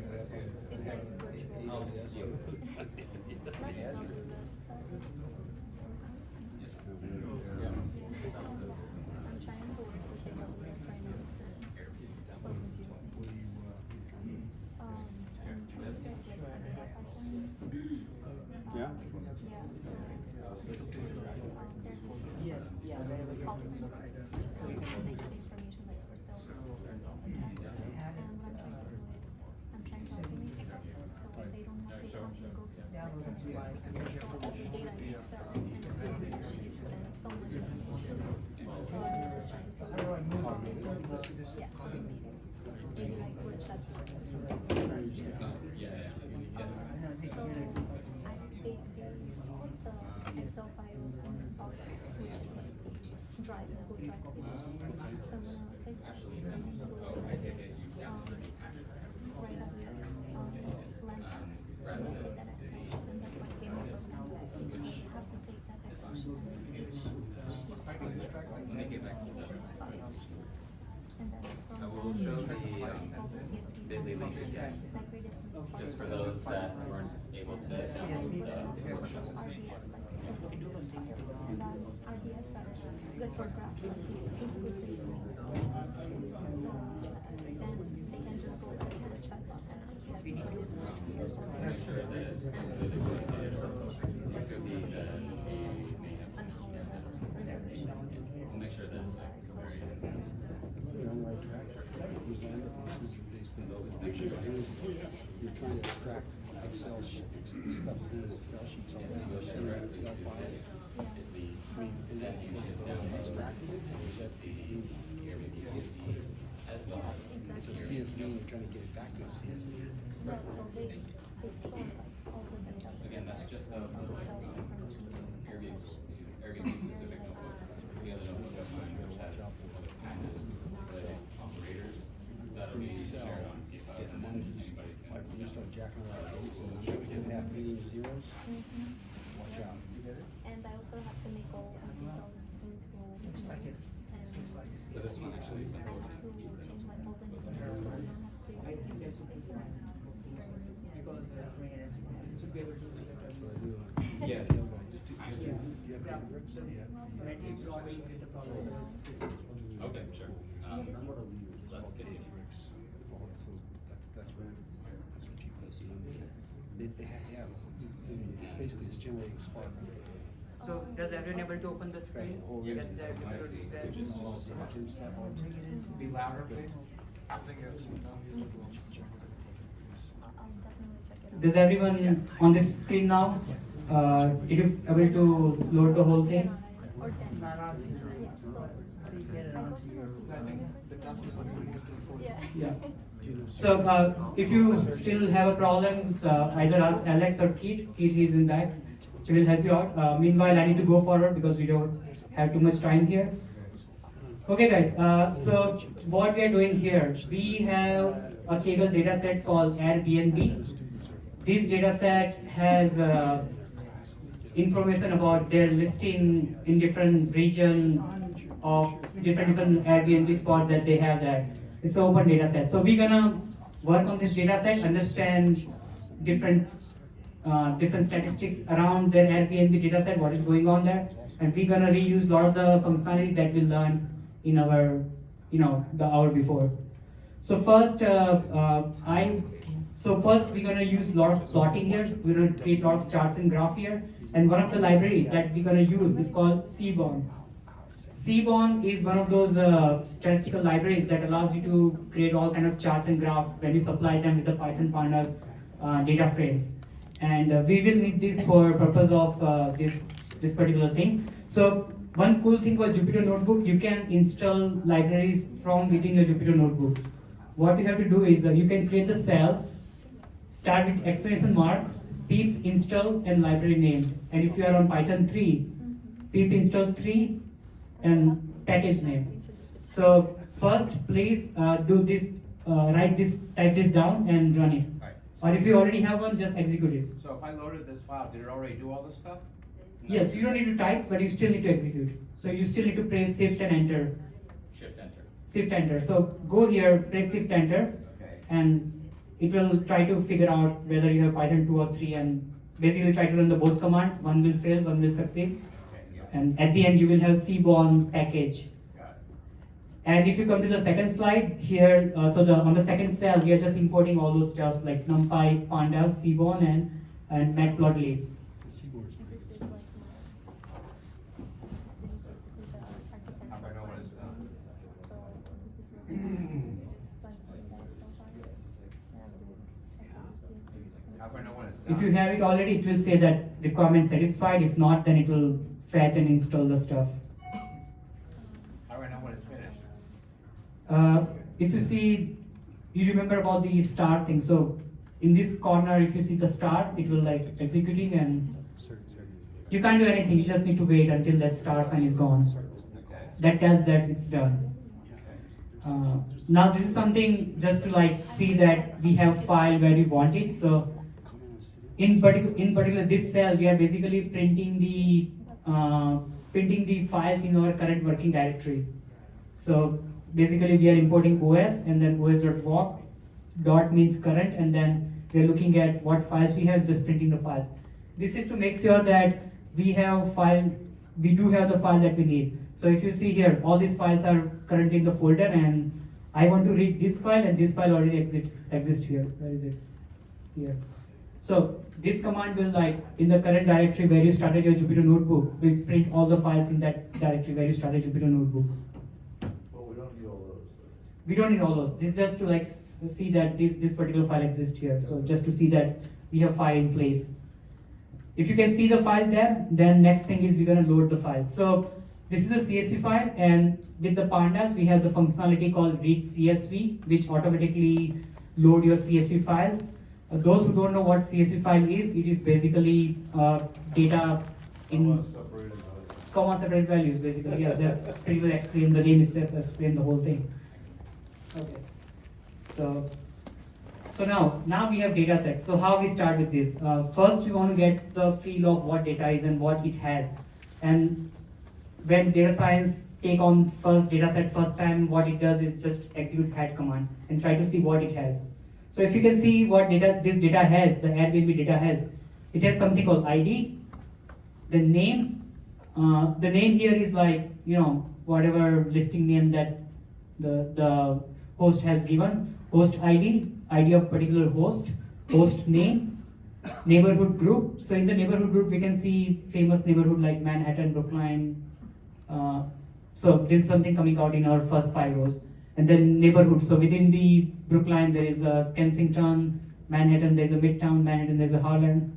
So we can see all the neighborhoods. Then longitude, latitude, room type. So particular Airbnb listing, is it a private room or entire apartment, or the cost for single day, and can you like only do the one night, or is like what is the minimum booking that you have to do, how many reviews it got, and reviews per month, and calculated host listing count. So basically you have a single host who can have multiple listing, he can have multiple house that he's putting up on Airbnb. So this is something they give us right here, like whatever host ID in this record is, that host has 6 listing all over within the data set. So, and availability and what time it is available. Now for the purpose of this workshop, we're not gonna do or go down into all the data, but slowly we'll try to uncover small things. So first thing, I can get the feel of data. Now I want to know that how much data is there, how many rows are there, how many columns are there.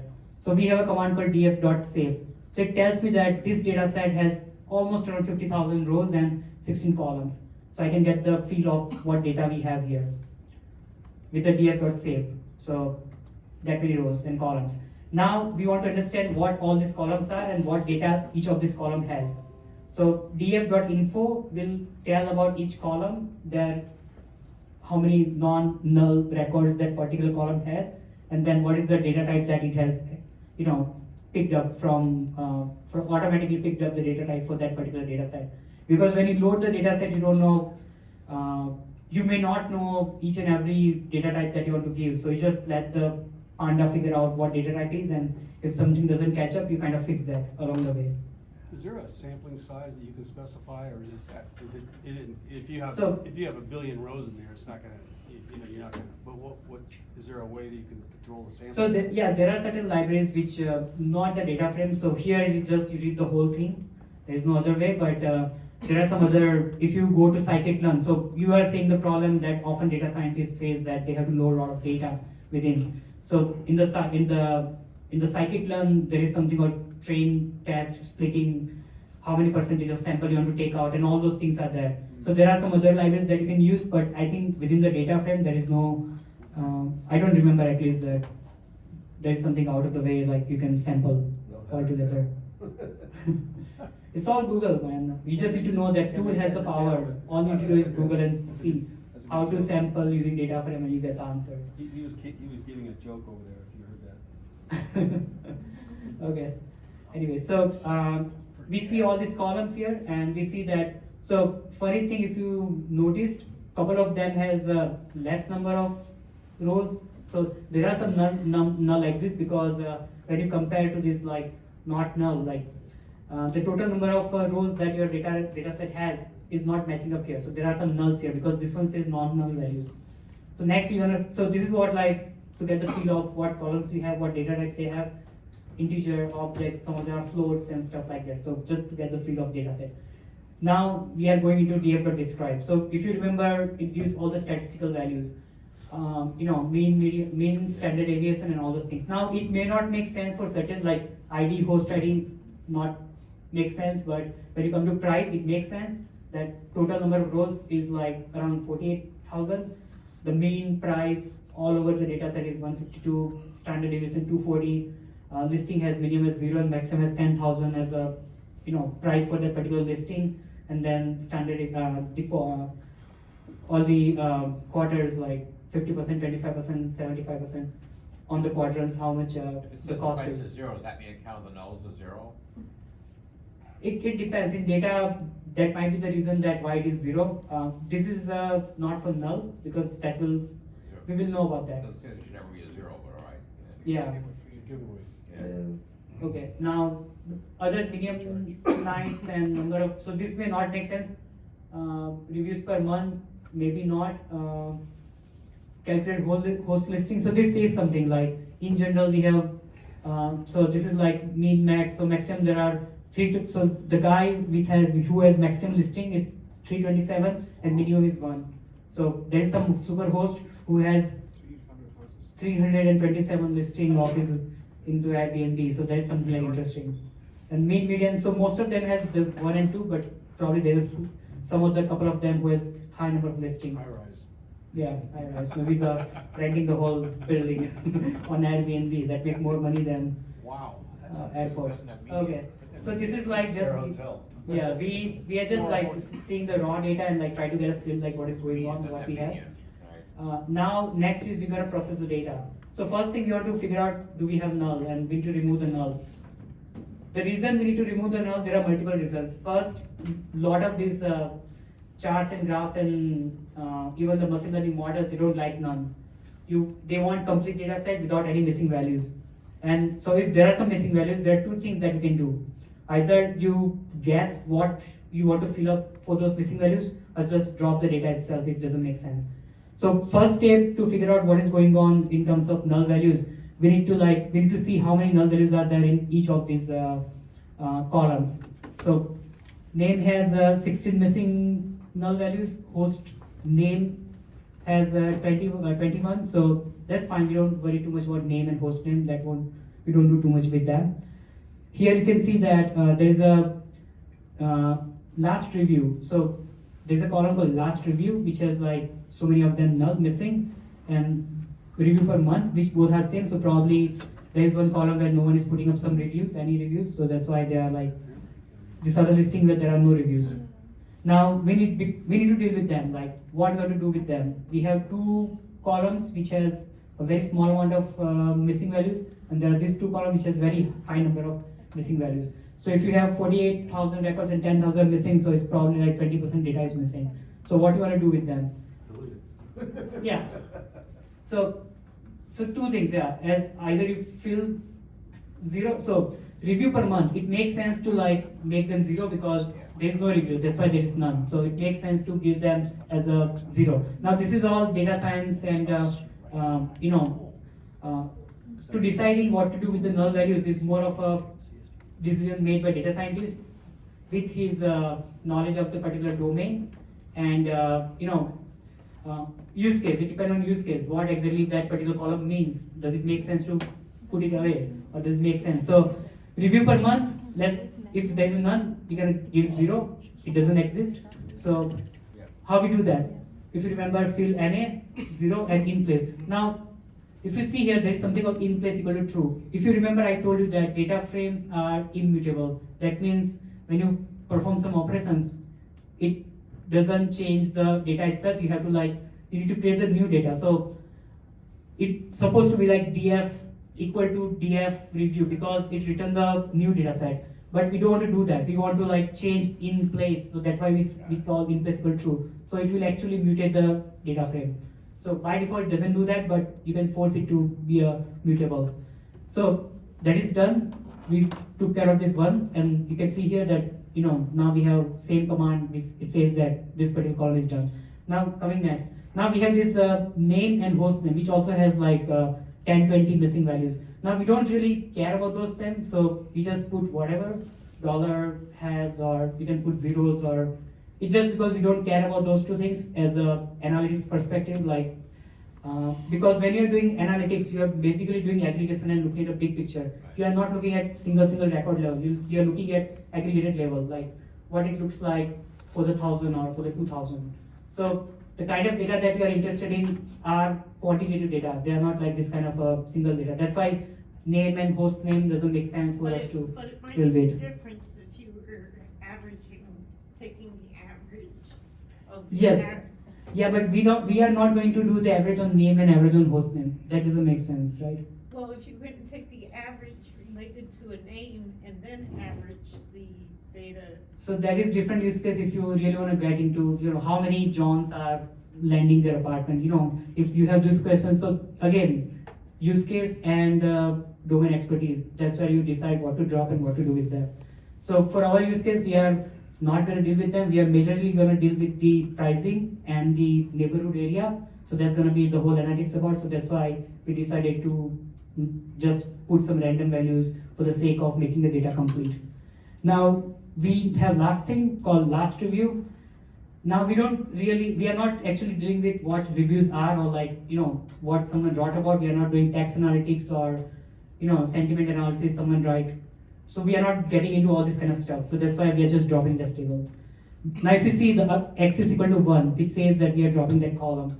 So that is an in place equal to true. So now you can see here we don't have none. So now our data set is kind of complete.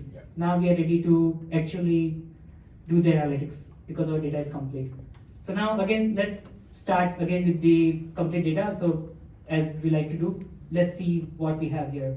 We have host names, neighborhood group and neighborhood, and room type. So let's start with some basic command and see how many room types we have. So if you do df.roomtypes.unique, so it tells that there are basically three unique category, 3 unique room type we have in our data set. So few things. Now if you see here, we are accessing the column using df dot column name. In the data frame, you can do two ways. Either you can do df and then this kind of square bracket, or df dot. Both of them are same thing, just two different ways to do the same thing. I can literally put the square bracket here and put the commas here, and it will act as the same. We will see a couple of examples where we use the. Okay, we can do right now. So it's the same thing, just like another way to do that. So now what we are interested in next thing is we want to figure out how many of them are private, how many of them out of those 50,000 records, how many of them are in these three categories. So what we're gonna do is we're gonna call dfrooms dot value counts. So value counts is the new method that you can apply on column, and it will tell you that out of all those record how many, you can find them in different categories. So we have around, so most of the apartments are like entire apartments, which is 25,000, and quite close there are private rooms. There are very few sad rooms. So most of them in the New York are either entire rooms or private rooms. There are very less sad rooms. So now we know that. Now let's get into the neighborhood group. So that was like type of apartments. Now what all neighborhood group we have in this data set. So we can see here, so same thing. So what we are doing here, first thing we need to tap into that particular column called neighborhood group. So I'm creating one more variable here just to work on that particular. So what we are doing here, neighborhood group dot value counts, and this will give you just the count. So it will tell us like, so we have basically 4 groups. Manhattan and Brookline has maximum listing, and Queens has less, and Bronx, and it kind of makes sense based on, distribution amount of, Staten Island is a small place, and Manhattan is a big place, Brookline is a big place. So it all makes sense to have this kind of listing, number of listing in these different neighborhoods. So Bronx is big, but Yeah, maybe, but Manhattan has like most of tourist people coming in, so, and also expensive, so people might want to make money there. This is what data tells us. So, okay. So now let's go into plotting the whole thing. So the first plot that we're gonna plot about the same thing. So we have something called df neighborhood group. We're gonna do something called count plot. So let's see how many. So the same data, but we are plotting those numbers in terms of chart here. So if you can see here, for the chart, we are using SNS, that sunbound plot thing that we started as SNS as a like Pandas PD, so Seaborn SNS, so same thing. And we are specifying it as a count plot, so that's why this plot, and then we are specifying particular column, so df.neighborhood group, so we do the unique count and everything, and then plot the whole thing very nicely. So this one is we are using the Seaborn package. Now the next one, so Seaborn is Why did you pick that order of that we don't know, like it just plot the thing. I think there might be some options where you can sort the thing. There are many options where you can specify to sort the whole thing. But I think, I don't know why this particular order. what does the first line do, the one that you stored away? So here we are trying to specify the plot figure size. So this 15 cross 6. So you need to specify something as in what dimension you want your image to be plotted. You can change this to any dimension, and you can see the So that's 15. graph squeeze and. So it's 15 is the number of bars, and 6 is the number of, No, it has nothing to do with that. It has just to like dimensions of the figure. Okay. Plotting area. Plotting Just area, yes. the resolution size or Okay. yeah, size. Yes. And parenthetical muted, so we don't have anything in background, so plain white, title and stuff like that. So basically, this is the count plot that we can do. Now the same thing we can do with something called, matplotlib that we talked about before.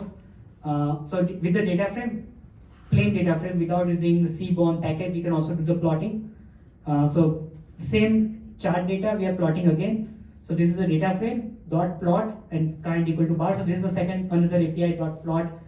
So just trying to showcase that you can do the same thing with 2 different way. But SNS has like the Seaborn has more functionality. We'll see it later. So we're gonna stick with that. But just that you can also do the same thing, simple plotting with the data frame dot plot method and specify kind as a bar. So now we saw that these are different neighborhoods and this is the different listing. Now what we're gonna do next is for each neighborhood we're gonna see the pricing, like what is the price range in each neighborhood. Now we're gonna draw something very, very fancy. Cool. It's called violin plot. Okay. So now let's try to understand what is going on here. First, what we are doing here. First, if you see here, this is the pricing. Now we saw that pricing was minimum 0 and maximum 10,000. But if you see here, like you might not, there are very few records, very few listings who are at the high of the price cost. We just need something because most of the pricing going to be at the very low level or less than 400 something. So first thing we do is we filter the data frame. So df, so if you remember, df square bracket, you put the condition to filter the record. So let's say you had around 48,000 records. Now when we do this, we kind of reduce those records to something less than, and the condition to sort them is like, give me all the records which has da.price value less than 400. So all these listings are less than 400. So we created another data set, another data frame which has reduced records. Now this data frame is our source, and that we're going to supply here. So data equal to, so again, SNS, last time it was count plot, now it is a violin plot. And then you provide the data here, the data frame, and then you provide what you're going to tell, what is your x and what is your y, just to print the value x and y. And then print the title. Now if you observe here, so there are different neighborhoods. We don't have, okay, maybe try like this. So this is a distribution of how many homes are being put out on certain price level. So in the Bronx, if you see 0 to 100, so within 0 to 100 you can see almost most of them listing. For the Bronx, it's most of 0 to 100. For the Staten Island, for the Queens, Manhattan has a bit of skewed, so you can know that Manhattan has so many of them which are like upper range of cost for the particular place. And compared to like Staten Island, Bronx, you can see Brooklyn also has some bit of spread out on higher range. So you can assume that most of the places gonna be on that range. And if you can see on the spread, so most of the listing in Brookline, probably most of them gonna be around this like around $50 range. In the Queens, you're gonna be most of them. The Queens and Bronx has a similar kind of distribution. You can see here that most of them, all the listings are gonna be there on that 50 to like 25 to 50 range or something like 20 to 75 range. And here you can see that kind of spread out well. So this kind of give you an idea on how many listings are there and how much spread out they are towards particular price range. Let's go next. So now we learned about different neighborhoods. Now let's say we want to settle down for Manhattan. I want to go and live at Manhattan. So let's learn about Manhattan a lot. So first thing we do is we filter out the data set and create the data set of Manhattan. So we remove all the records and only keep the Manhattan records. And now this is what it looks like. So here we are printing like a couple of entries for the Manhattan. And now we are gonna go slowly. Okay, go a bit down. So now once we have Manhattan data set, we're gonna like look at the price distribution. So print this one. So this is some values we can see here, random values. So this is now for all these prices, we're gonna see what looks like in Manhattan prices. So if you can see here, maximum 10,000, minimum 0, and then mean standard deviation. And if you go to the range like 50% on the distribution curve, you're gonna see the 150 as the price range. So this will have standard deviation 291. So you can see that how your price are being laid out. I thought we filtered out everything above 400. No, so that was other data set. So we use that data set for the violin chart. Now we are again back to the basic and recreating the second. Okay. Now let's do this plot. Now we want to understand more of a distribution for this plot, for the Manhattan data set. So if you can see, so first thing, setting up the plot size, and then we are creating data frame which says price. Can you do one thing? Can you first, comment out this one and re-execute the whole thing? The second df, yes, and execute the whole thing. So if you see the chart, so this is the actual distribution look like for Manhattan, like within the range of 0 to, I don't know, like less than 1,000 or so, you can see most of the data here. And then because of the couple of 1 or 2 outliners, you can see the distribution running towards 10,000. Now we can see here that we don't need to look at the outliers. So, and we can, from this data, we can figure out maybe somewhere around 1,000 to 50 look like a good chart. So what we're gonna do is the same thing that we did for the violin chart. Here we're gonna reduce the data range and gonna filter out data, and this time only for 250. So now we have filtered out the data set for only 250 price range, like maximum 250. And then you can see how this will look like. So you can see some funny things like all these rounded numbers like 50, 100, 150, 200, there's a spike there. So people like to give the rounding number for the listing, right? So What's the y-axis measure? this is like number of records, like percentage of records that represent this distribution. So this is about number of percentage of record in that particular range.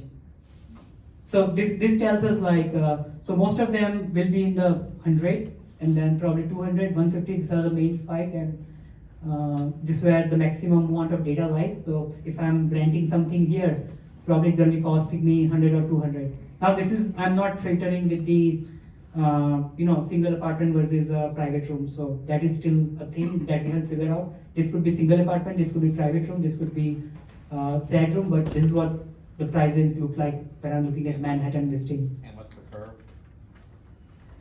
There is no, this is the univariate curve. Kind of By like default. trend line. Okay. Yeah. Distribution trend line. So by I think the by default it puts out the univariate. Okay, I'll get back to you. I forgot the distribution. I'm a software engineer, so Okay. these things are not back of my head. Anyways, so now we know that what pricing look like and what distribution look like with this data set. Now let's go forward. Can I ask a question? Yes. So you start with the CSV file and you load the file into your data set, and then you recreate a bunch of new data sets. Right. Are all the sets now in the memory? Sorry, all this sets. Kept in the memory, or you? Yeah, it is in memory. So, in case I have done stupid things for several times, and now I got on the right track, but I'm almost run out of memory, do I release that thing?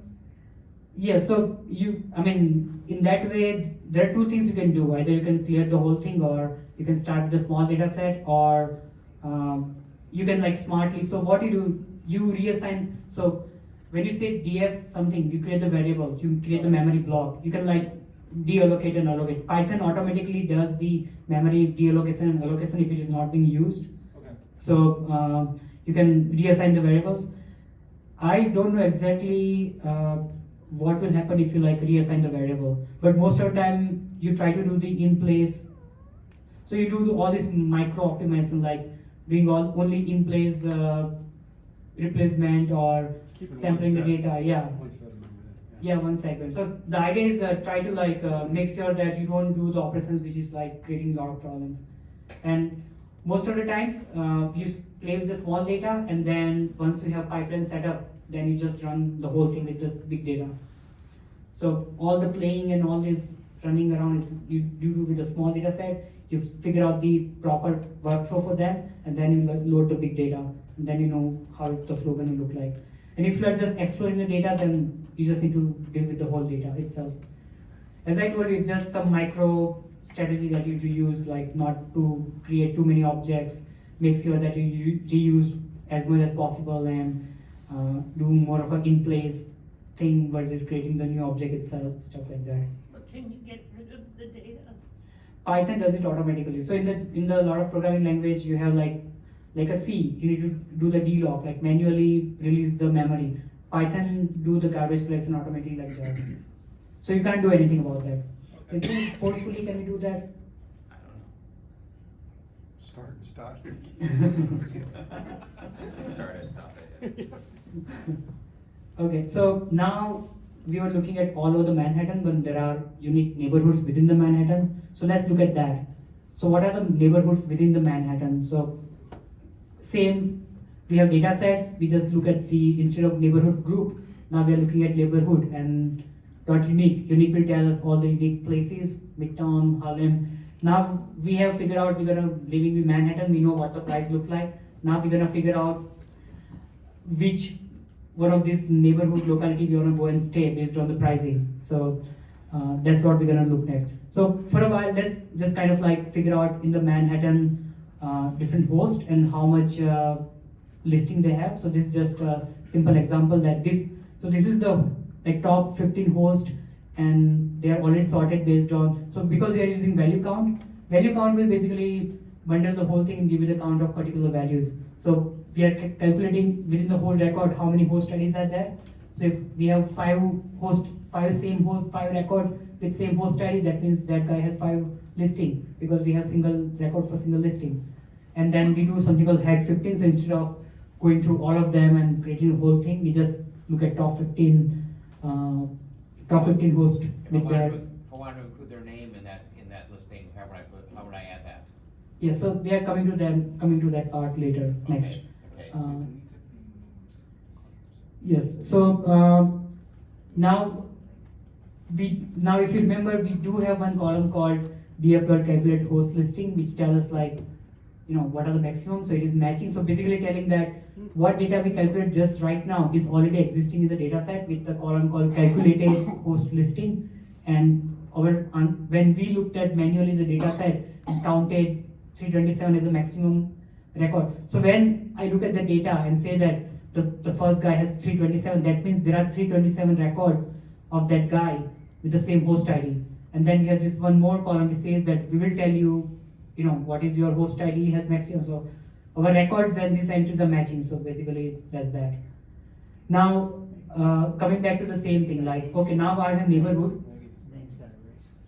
Now I wanna look at each neighborhood and cost. Okay, so this is again group. Okay, can you execute 13? Okay, so now this is we'll go slowly in this. First thing what we want to do, we have all the neighborhood record. So first we want to do is we want to look at each neighborhood, and for going at each neighborhood, we're gonna use something called group by. So Manhattan.group by neighborhood will create those small chunks of records for each neighborhood. Now once we have that, what we want to do, we want to aggregate. We want to aggregate on price, and so once we have this aggregation, we want to look at the price at that particular group and host ID. So what we are, so mean price. So in this particular neighborhood in Wood, if you look at here, two aggregates. First is price and second is host ID. So I will tell you what is host ID and what is counted. So first price. So it's simple. On this neighborhood, tell me what is the mean price you can see for that particular neighborhood. So 88. So if you want to rent in Inwood, the mean price in that neighborhood is 88. And the second thing what we're gonna do is we're gonna figure out how many listers are there in this particular neighborhood. So how we can do that? So basically, we can just count particular host IDs in that particular block. So we already have data set, a subset data frame which has only record for Inwood. So we are looking at that data, that's all small subset. What we can do, we can just count how many rows are there in that particular group in Wood, and we can just count them. So for counting that unique, we just say that give me how many host IDs are there in that particular count. Let me go it again, this looks confusing. So when you do group by neighborhood, you basically create sets of data frames, small data frames, and each data frame point to one particular neighborhood. So right now, let's say you have 15 neighborhood, you have 15 data frame, which is 15 data frame has been broken down from your actual full data set. Now on each those 15 data frame, you are applying this aggregation operation and independently. So when you say dot aggregate price means, so you are going when each of those 1, 2, 3, 4, 15, you are doing the aggregation on price and that particular data frame and printing the result here. So that is what going on here. So now on the same subset, same input data frame, we are saying that give me the count of how many host IDs are there. This could be host ID, this could be ID. What we are interested in is basically how many rows are there in that particular data frame. So this is just hacky way to say that tell me how many rows are there in that particular small group. So host ID and count. So that will tell us that Inwood has 252 listing and on an average listing cost is 88.89. And then dot sort values with pricing. So here we are sorting with the pricing. So we know that this is the cheapest we can get. And then if you scroll down, Why is there a float on the price? because it's the average number, What? average. Oh, okay. So Tribeca is most expensive in average. Battery Park close to Statue of Liberty and Midtown and Theater District. So kind of makes sense how these are all expensive neighborhood. Who those who know of the New York. Harlem is the most popular. I don't know. And then just like to get the neighborhood count. All these are like yes, the count of listing in each of the neighborhood. How many listings are there? Is that it? Yes. So basically, it's a count of how many hard lengths are there, and then aggregating the values over the Manhattan. I think that's probably the last piece of it. And yeah, these are references that I used to build this whole thing. Thank you very much. So guys, few good things that I have to tell about our next event. We do have lined up our next meetup. Most likely going to be March 11th. We have to confirm the venue yet. And the most exciting part is Boston Data Science Group is joining us for our next meetup. It is going to be a collaborative meetup. Mass Mutual is sponsoring pizzas. So that's the main. You got a bigger venue than me, right? Probably going to use the same venue, but we're going to have more people now. And in the next event, we're going to have a speaker from Boston Data Science Group. So right now, tentatively, we have decided on the topic called testing. So we're going to teach about some Python testing framework and how you can do testing with the Python. And you're going to have a lot of data scientists coming along to mingle with and learn from them. And so Alex will be teaching half piece, and then someone from the Boston Data Science Group will be teaching the half piece. So you're going to have kind of two, probably 30 or 45 minute session on testing from two groups, and bigger crowd and more people and food. So, Is that listed online somewhere? That You should- yes. Okay, so Stand- can you open the stand a little bit GitHub? to the side Oh. there. Look Wait. to the right or left there. They're in the way. Okay. But is that listed online? Yeah, this is They want the- This is the online. yeah, this will be online. Yes. So The slides of the GitHub. GitHub. What about using R Sorry. as opposed to this? Using what? Is using R. Nothing's stopping you from using R. But- But it's not Python. It's not so. But problem you is- can import, export from R. Certainly. when you're like building the software, building a pipe, R is not designed for building a like solid software. So if you want to integrate your data science work within a strong software pipeline, then it will be hard. A lot of data scientists effectively use data because they take the data, do the analysis, generate the report, and throw the data away. So R works for them. For the people who are actually building the softwares and have data science as a part of their whole software, Python software package, then they would prefer for the Python. So how to go to this page? So first go to our meetup.com. Oh, sure. So link to this you can find at meetup.com. Just the home page here. And can you expand more? Somewhere, there's somewhere there. Not here. From the event page? Yeah. What are you looking Okay. Did I not put that? I thought I put that. So anyways, I'm gonna throw the link there. So when you go to like event page, we're gonna like somewhere here, I'm gonna put the link. If you go here, there'll be folder for each meetup. Last meetup's content, you can find it all here. There's the Python, the last time's slides and PPTs and video recording that is going on here. So all the things you'll find. This is a one place software you'll find all the content, or at least link for all the content. Can I put a plug in for another meetup group that the group might be interested in? It's typically in this same building. It's called Boston Machine Learning and then space Advanced Analytics. A lot of the stuff you cover in here, this is really good. We ought to hook up together. Yeah, collaborate. Yeah, definitely. We're always open for Definitely. collaboration. So No, there was brilliant. there was, I can see it all fitting together. Yeah, it's good. That was really good. Glad you guys were able to join us. And again, it's really you that make this all worthwhile, seriously. So thank you for joining us, and we hope that you learned a thing or two. Awesome. Thank you. And if you have any curious questions or troubleshooting, maybe still set up, come talk to us. We're here to help. Thank you.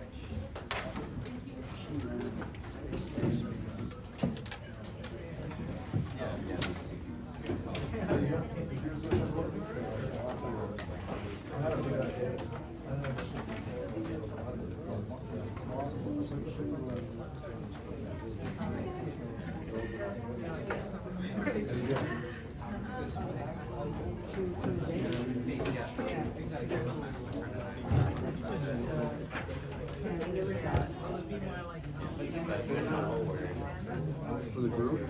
Yeah. Meetup, you actually need to meetup on section of the school. Yeah, you have to. What, have you met yet, or you haven't met yet? I haven't signed up yet, so that's why. I can't find your link, so it's like, anything has to search.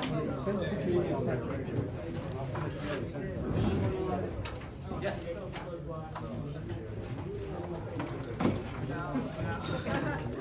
I think the space that space is on the screen. Oh, computer vision stuff. Awesome. I took a master's course in computer vision.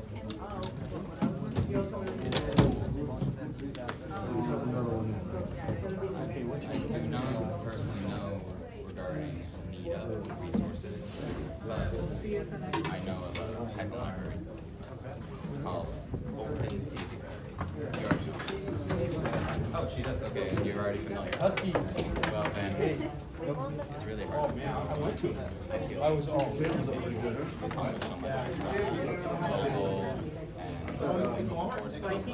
hobby projects, whatever hobby project, like personal at home project, build, webcam stuff. I think that's another thing I feel like purchase.